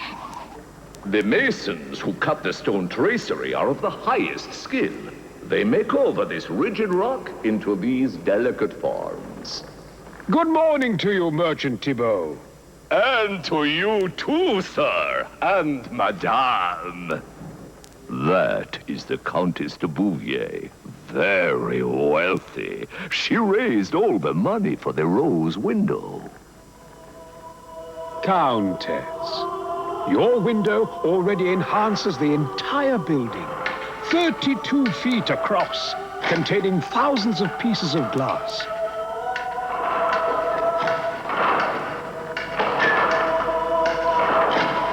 Perhaps you can use your influence with the bishop. I now have tracery lying on the ground and no walls to place it in. Some of my masons have nothing to do. In November, as in every previous year, the finished stonework is covered over with straw and dung to prevent freezing and cracking. Most of the workers return home for the winter. Our Lord said the poor would always be with us, and their need is all the greater in winter. At least they have some shelter now in the hostel established by the mendicant followers of St. Francis of Assisi, who have renounced all their worldly possessions so they can better serve the needy. Their leader is Friar Roland. Bishop Gervais could better honor his high office by devoting greater time and energy to the poor, as we humble friars do. There is great discontent in the town, my friend. I have heard it with my own ears. They say this bishop is more apt to fleece his flock than to feed it. He has certainly not followed dictum to divide his property into fourths. Or, if he has, the fourth he spends upon himself is far larger than the fourth he spends upon the poor. I would be telling an untruth if I said there was no grumbling in the chapter either. Only last week I overheard the dean. The evidence is clear. His Grace is taking much more money for his personal use than is prudent or acceptable. He lives in a far finer manner than Bishop Philippe before him. This has lowered our treasury and depleted the building fund at a crucial stage. Something must be done. I propose we send a letter to the Pope. The discontent must have reached his Grace's ears, because shortly thereafter he met with Master Guillaume on the matter of the stone. And this quarry will provide you with all the stone you require. I have seen and tested that stone. It is not all of good quality. And I tell you it is. Is His Grace now a stonemason as well as a bishop? Need he also tell me the quarry rests upon his own family's lands? I wish to hear no more complaining. You will use the stone and finish quickly. A magnificent cathedral will increase our prosperity and importance as a town. And his own prosperity and importance in the eyes of the king.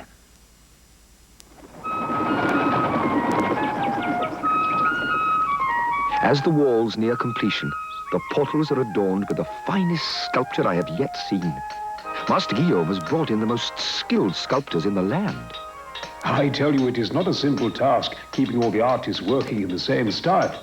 But the masters have much experience and keep a tight rein on their assistants. A most impressive rendering, Master Guillaume. But the real masterpiece will be the Last Judgment on the western end. Look at these drawings.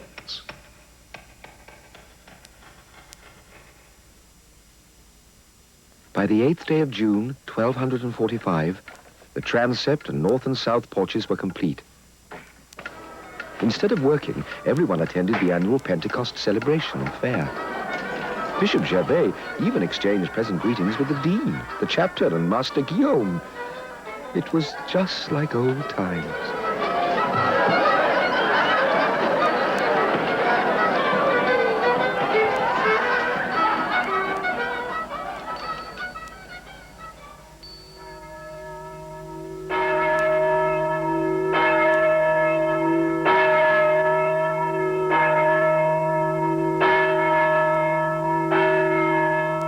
The Gothic cathedral was a kind of miracle, the tangible result of 2 centuries of economic growth and prosperity, especially in the cities.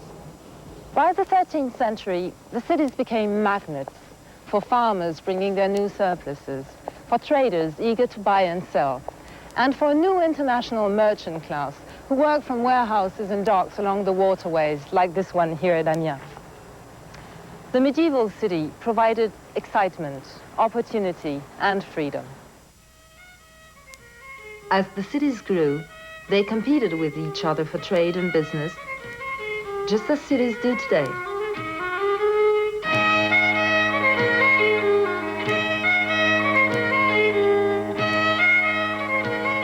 International traders, cloth merchants, and grain dealers mingled with the faithful outside the house of God. One of the things that attracted people and encouraged them to come from far away, bringing their money with them, was the relics. In most cases, the greater the cathedral, the greater and more powerful the relics it contained. This is said to be the head of St. John the Baptist, kept among the treasures at Amiens. It was brought back to France by the Crusaders, who scoured the Holy Land for relics such as this.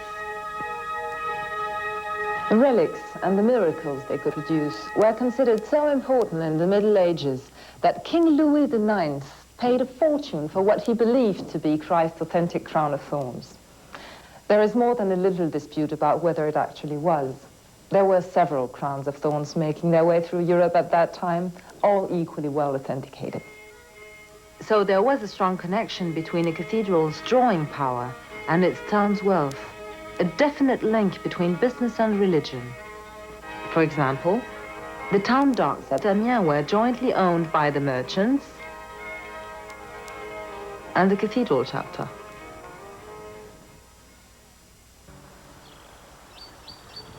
A town's relation to its bishop could often be strained. In 1112, the citizens here in Laon were so unhappy with their cruel and cynical Bishop Gaudry that they bought a communal charter from the king to separate themselves from him. When Gaudry got back to town, he paid the king even more to annul the charter, leading to considerable unrest. Gaudry's soldiers murdered the leader of the townsmen in cold blood. So the outraged citizens marched right into this palace, dragged the bishop out, cut his head off, and set fire to the cathedral and to the palace. The new bishop had to send the local relics on tour twice, just to pay for repairs. Financing a cathedral was hardly ever an easy task, even in the pious Middle Ages. 100 years after Laon, the people of Reims rose in bloody revolt against heavy taxation and halted construction for years. In fact, peasants all over France who could least afford it were often made to bear the heaviest financial burden. Construction taxes forced many peasants to borrow from city merchants and moneylenders, who themselves would profit handsomely again once the cathedral was completed. Ironically, the local parish churches sometimes suffered most of all, as they had to stop their own building projects and repairs and pledge large sums of money to the cathedral fund. Each cathedral had its own story, and there was a darker side to many of them, including, as we'll see, Beaulieu. We live in an age of wonders. Every day I thank God that in our time he has revealed his science to us so we could glorify him with our cathedral. Master Guillaume himself is a wonder. Though the years hang heavy on his shoulders, his zeal is that of a child. Yesterday, he explained the roofing process to a new group of apprentices, as if for the first time. The roof will be a series of triangular trusses which the carpenters will first assemble on the ground. After this test, they will dismantle and hoist each one to the top of the walls, where they will be reassembled. The trusses and the beams connecting them are secured with strong oak pegs. This is not work for the timid. Once the beams are in place, we can erect a windlass to hoist the rest of the timber and help in setting up the trusses. In the meantime, the roofers will be casting lead sheets to cover the wooden frame, They will also cast the drain pipes and gutters.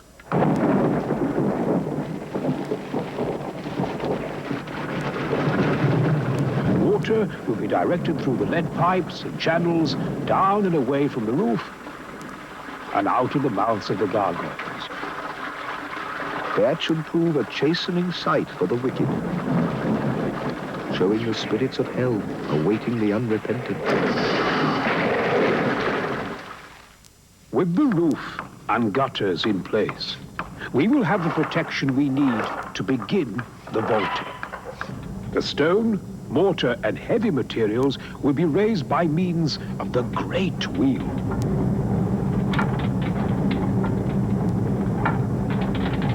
First, temporary wooden centerings will be mounted on the scaffolding. Then, the cut stones of the ribs, the voussoirs, will be hoisted onto the centering and mortared by the masons. Then, they can insert the keystone and lock the ribs together at the crown. These ribs become a frame. Too advanced in age to climb to the roof any longer, Master Guillaume supervised the operation from the ground. His assistant, Robert de Cormont, urged him to rest, but Guillaume would have none of it. Robert, you do not go to bed when you are halfway up the mountain. That moment will be forever engraved in my memory.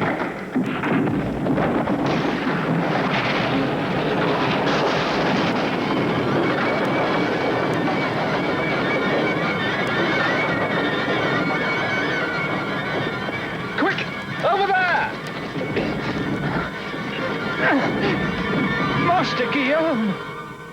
He's dead. Lord have mercy. All work ceased after the wall collapse. And the following day, Master Guillaume de Senlis was laid to rest in the transept. As he did for Bishop Philippe, His Grace spoke glowing words for Master Guillaume. Would that he had been half so kind to Master Guillaume while he was yet alive. Immediately after the service, Robert began a meticulous investigation into the cause of the collapse. He delivered his report 5 weeks later to the assembled chapter. The stone was weak and ill-suited to the purpose, just as Master Guillaume predicted. The stone from the quarry of the bishop. And I now have proof that Bishop Gervais has been diverting funds pledged to the cathedral building to his own personal use. Something must be done. There was no turning back. I was charged to write a letter to King Louis himself. Within a month, the king arrived in Beaulieu with the announced intention of touring the cathedral. But that evening, he met in private with the chapter and the dean. And I would be telling an untruth if I denied that there was much relief in the chapter and town when word came that His Majesty summoned His Grace to fulfill a vow he had taken many years before to go on a crusade.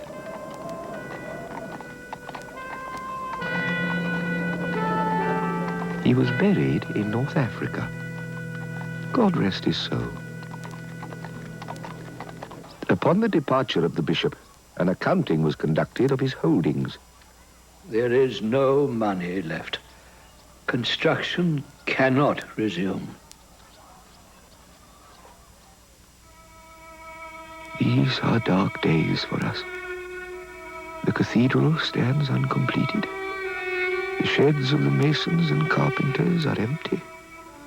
Neighboring towns prosper at our expense. Only a miracle can help us now. And I fear I may not see it.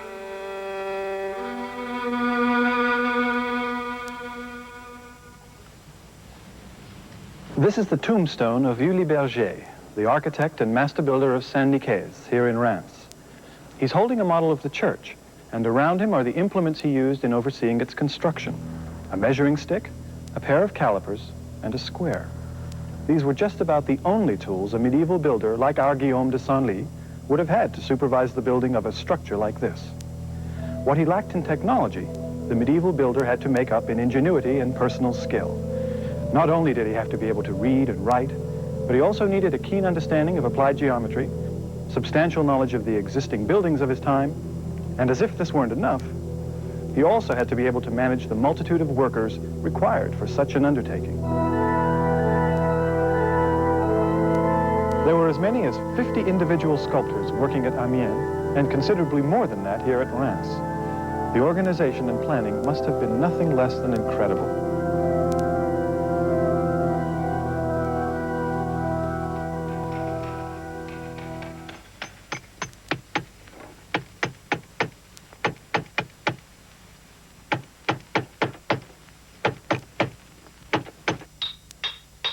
The most important craftsmen were the stonemasons.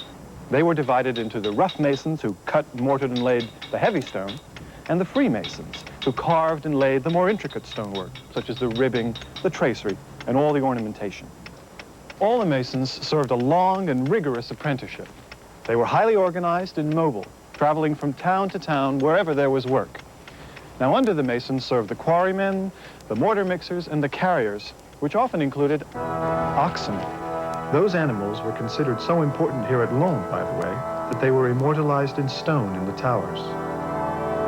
None of the menial laborers were treated as well as the masons, and none were paid much for their work, particularly the oxen. At one cathedral whose records still survive, workers began in the summer before 5 a.m. and continued on until 7 or 8 in the evening, a 14 or 15-hour day, with a half hour for breakfast, 1.5 hours for lunch and a short nap, they must have needed it by then, and a half hour for a late afternoon snack. In the winter, the people who managed not to be laid off only worked a 9-hour day.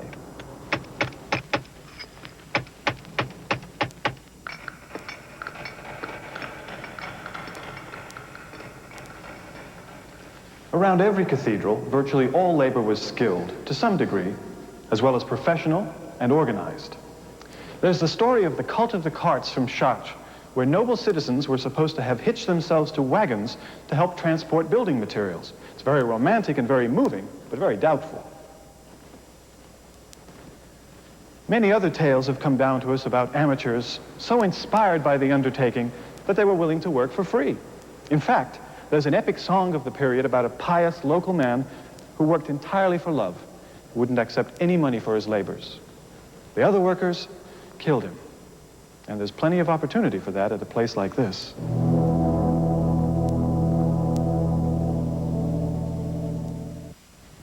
Money for the construction project was handled by the cathedral's chapter. Here at Amiens, the chapter house actually adjoins the cathedral. The chapter hired the master builder, dispensed the payroll, kept the records, and bought materials. They appointed one of their own to be custos fabricae, or keeper of the fabric, to personally administer all these tasks and to keep the tons of supplies and materials flowing to the builders. Clearly, the most important material was stone, and chapters generally bought or started their own quarries. It was extremely difficult and expensive carting stone, so quarries were located as close to the worksite as was possible.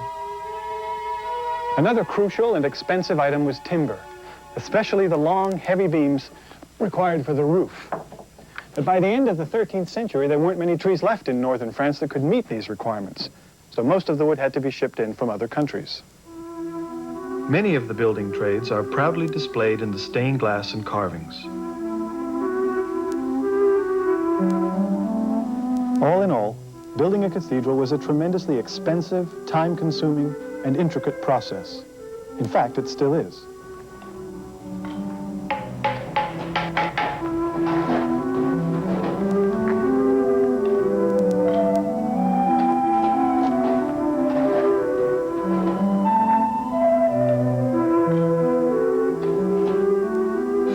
Individual trades are represented in the stained glass at Chartres, showing not only the integration of secular and religious life in the Middle Ages, but the tremendous pride in craftsmanship that had its prime showcase in the cathedral.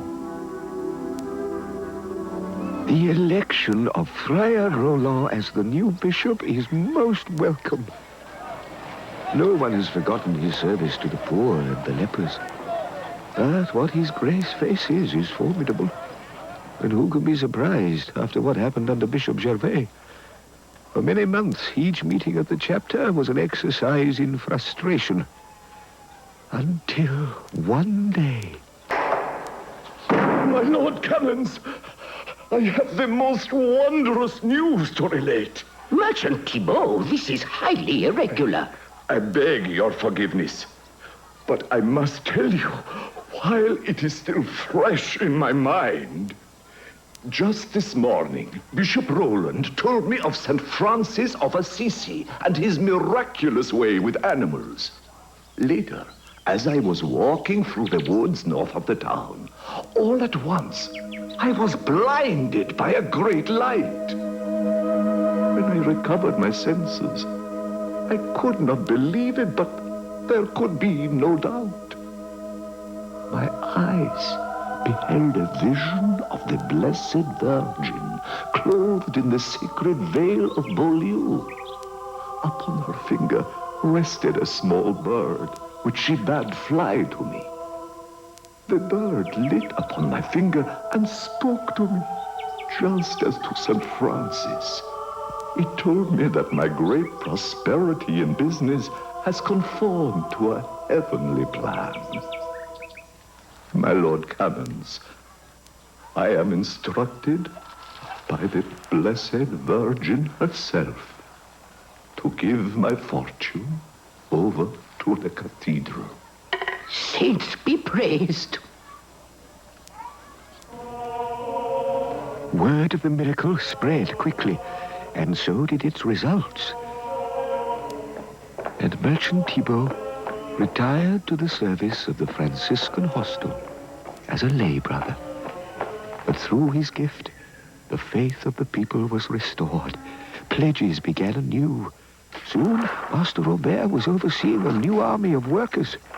The damaged walls were shored up with better stone, and the debris from the fallen bays was cleared away. The nave was completed, and the splendid towers begun. Robert is most confident now, and has even begun the casting of 4 bronze bells at the Beaulieu foundry. It is a delicate process, Your Grace. The craftsman first must make a clay and plaster model, which is then covered with a layer of wax, smoothed and tuned. I cannot wait to hear it. Day by day, the towers rise before our eyes. The town is prospering. We are blessed with a fine bishop. We have much to be thankful for.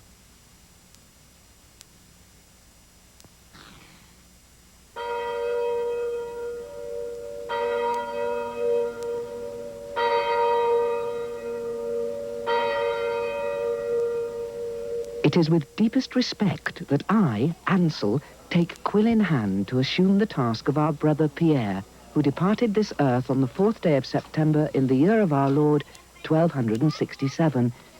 He dedicated himself to this chronicle for more than 50 years. I hope I can prove a worthy successor. Progress has been inspiring these past years.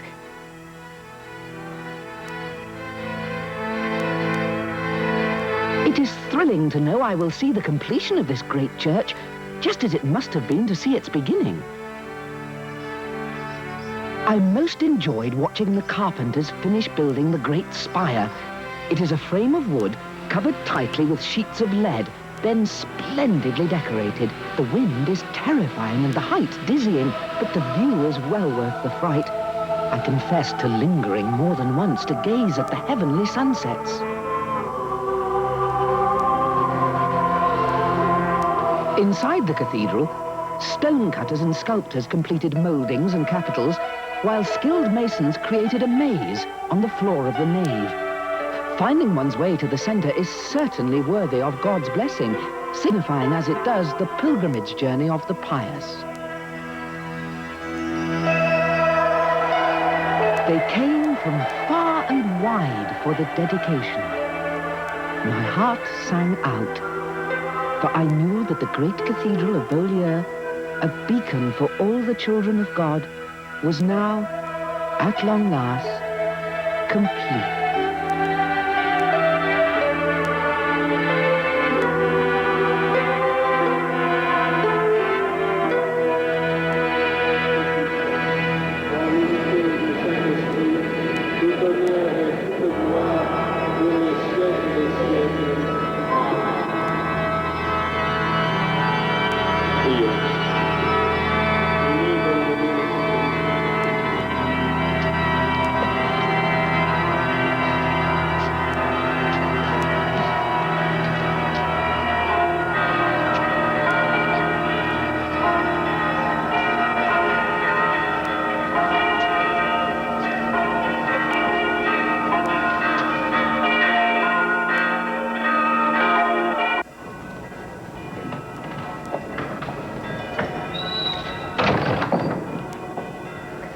If you think about it, the Gothic cathedral, or any church for that matter, was essentially built as a stage for the Mass, the greatest drama in Christian faith, the mystical play in which worshippers reenact the key event of the Last Supper and seek their own salvation through the sacrifice of Jesus. The scale of that stage may be the single thing that sets the cathedral apart. As physical setting for the Mass, the Gothic cathedral is truly awesome. Your eyes immediately travel heavenward, and you're instantly surrounded by the mystique and the promise of supernatural power. But even aside from that, you feel the presence as soon as you enter this building. There is, first of all, the light of divine illumination. The images seem to float above us in the air.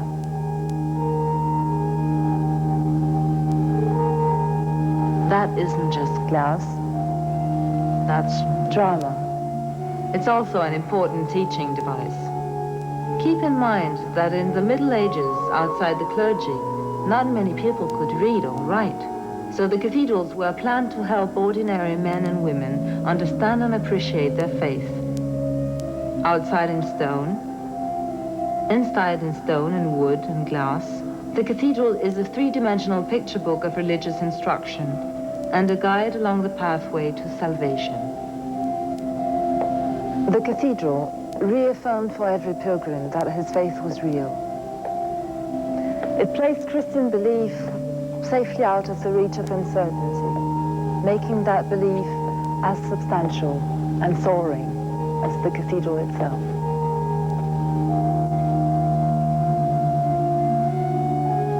Cathedral art also strove to constantly link religious and secular life, to glorify kings and princes, along with apostles and saints.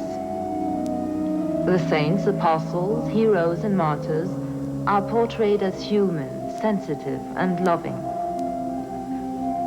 and none more so than Mary herself. Most of the prominent cathedrals of this period are dedicated to Notre Dame, Our Lady. In an age of chivalry and exalted womanhood, it is as if an entire society had fallen in love. Mary is perceived as the Mother of God and as the human vessel through which God became flesh. She's therefore both of heaven and of earth, just like the cathedrals that bear her name.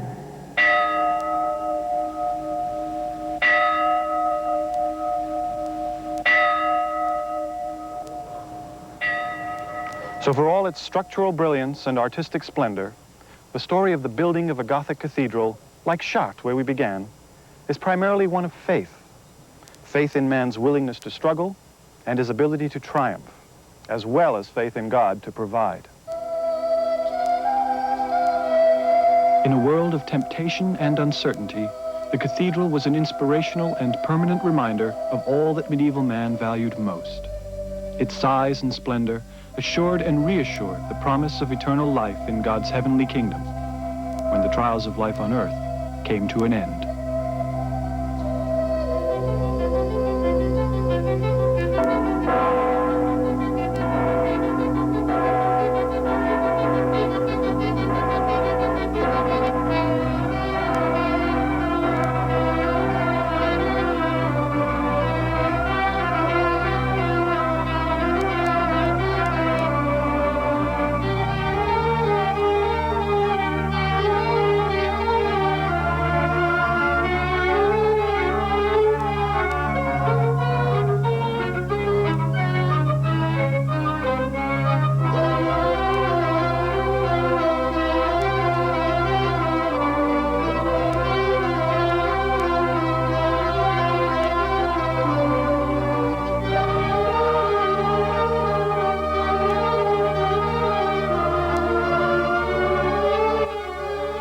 Be sure to watch for an encore broadcast of all 4 of this week's David Macaulay specials.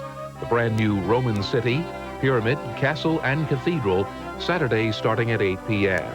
But right now, stay tuned for the latest Mark Russell comedy special, next here on TV 12.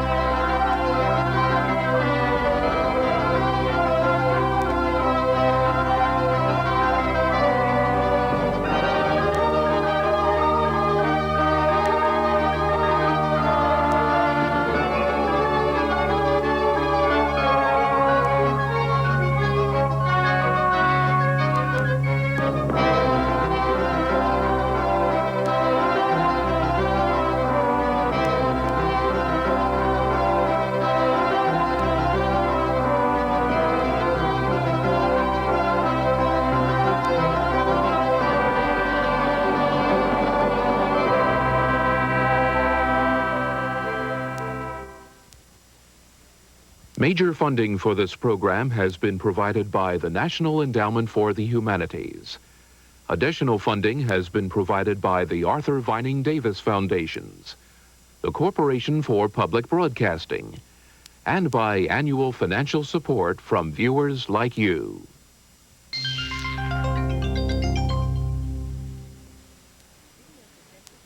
Video cassettes of this program can be purchased by calling toll-free 1-800-328-PBS1.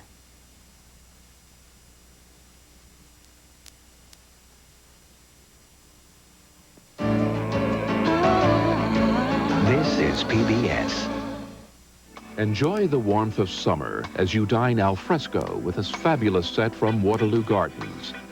Featuring 6 chairs, a market umbrella, and an octagonal table, this teak ensemble will see you through many summer seasons to come. And experience the joy of cooking with gift certificates to Fonte's Gourmet Cookware Shops.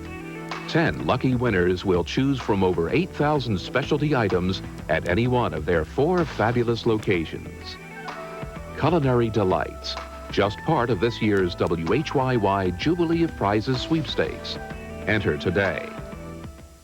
On the next Prime Suspect 3. I think Colin Jenkins was murdered to silence him because he was about to name the men involved in a paedophile ring. I won't testify, and you can't make me. George Jackson, bury everything else. The man who did this will pay for it, I promise you, Jason. Is there anyone in this building who knows where Detective Chief Inspector Tennyson is? Thursday night at 9 on TV 12. There's a new kind of energy around here. And it's coming from an energy company that will serve energy needs today, tomorrow, and into the future. An energy company that's proud to join you in supporting TV 12.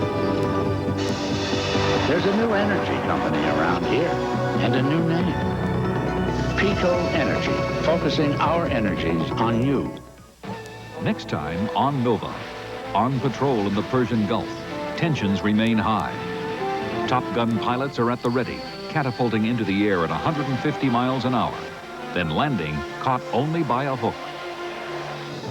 5,000 men keep 80 planes constantly in the air, alert and ready to carry out any mission assigned to the aircraft carrier. That's next time on Nova. Wednesday night at 8 on TV 12.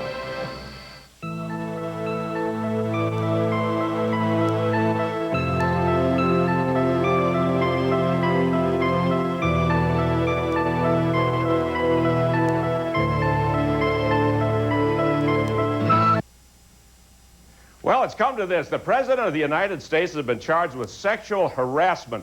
Now, I wonder about his choice of defense attorney, a very prominent lawyer named Robert Bennett. Robert Bennett is the brother of William Bennett. William Bennett is the confidant of Rush Limbaugh. And Rush Limbaugh is to Bill Clinton what a Singapore judge is to a graffiti artist.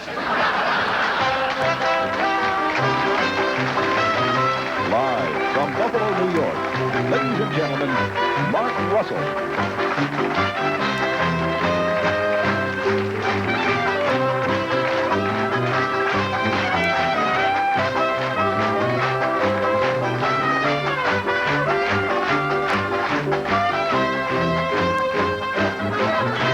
What a band, my goodness, my goodness. Thank you. You know, the thing that makes this show special has nothing to do with me at all. Name one band that you ever see on television. Paul Schaefer, Branford Marsalis, Doc Severinsen. Name one band that ever had a tuba. There you go. Thank you. Good evening. TV worth watching. Now, I was, I want to do a little tribute here. I was watching Richard Nixon's funeral a couple of weeks ago, and I couldn't help thinking that I would not be here tonight. You would not be watching me were it not for Richard Nixon, because the only reason anybody knows who the heck I am is because of public television, and I couldn't get on any television until Watergate. And so as far as I'm concerned, Nixon's two greatest accomplishments was to open up China and to open up my career. Now, when they went to Ronald Reagan and they told him that Mr. Nixon had passed away, Reagan said, "You mean Spiro Agnew is now the president?" Well, Agnew was there. We hadn't seen him in about 20 years. Did you see what Agnew said to the media? He really said, "I'm here to make my peace with Richard Nixon." Timing is everything, isn't it? Well, the whole gang from the old days was there, the old Nixon crowd. G. Gordon Liddy got there a little early. He crawled through the window at 4 in the morning. So they were all there. And I couldn't help but notice that in the Nixon library, and this is true, they have the good and the not so good. There is a Watergate section of the Nixon library. And I was wondering, what will the Clinton library be like? They'll have the good and the not so good. They'll have the bimbo wing with a special wall for the Playmates of the Month, for heaven's sake, including one Paula Jones. And in her statement, she said that when Bill Clinton was governor, that one of his aides slipped her a little note which said, quote, "The governor says you make his knees knock." Pure Shakespeare from the Oxford scholar, right? Bubba Shakespeare. I mean, some of you remember Louisiana Governor Earl Long years ago. On Governor Long's drunkest day, he had more savoir-faire than that. Well, I mean, now in the Whitewater thing, I mean, Clinton hasn't been charged with anything. There's no formal charges, no crimes, and yet he just looks bad. You know, since we've gotten to know him, he seems to have Kennedy's hormones, Nixon's scruples, and Reagan's memory. And at the White...